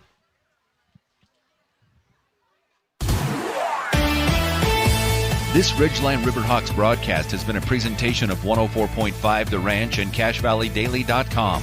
Made possible by the support from Adams Wealth Advisors, Great Basin Graphics, McDonald's, Logo Shop, Castelite, Napa Auto Parts, Planet Fitness, El Salvador Los Primos, DD Auto Salvage, Advanced Integrated Systems, Cache Valley Auto Care, Les Olson Company, New Horizons Beauty College, and CashValleyDaily.com.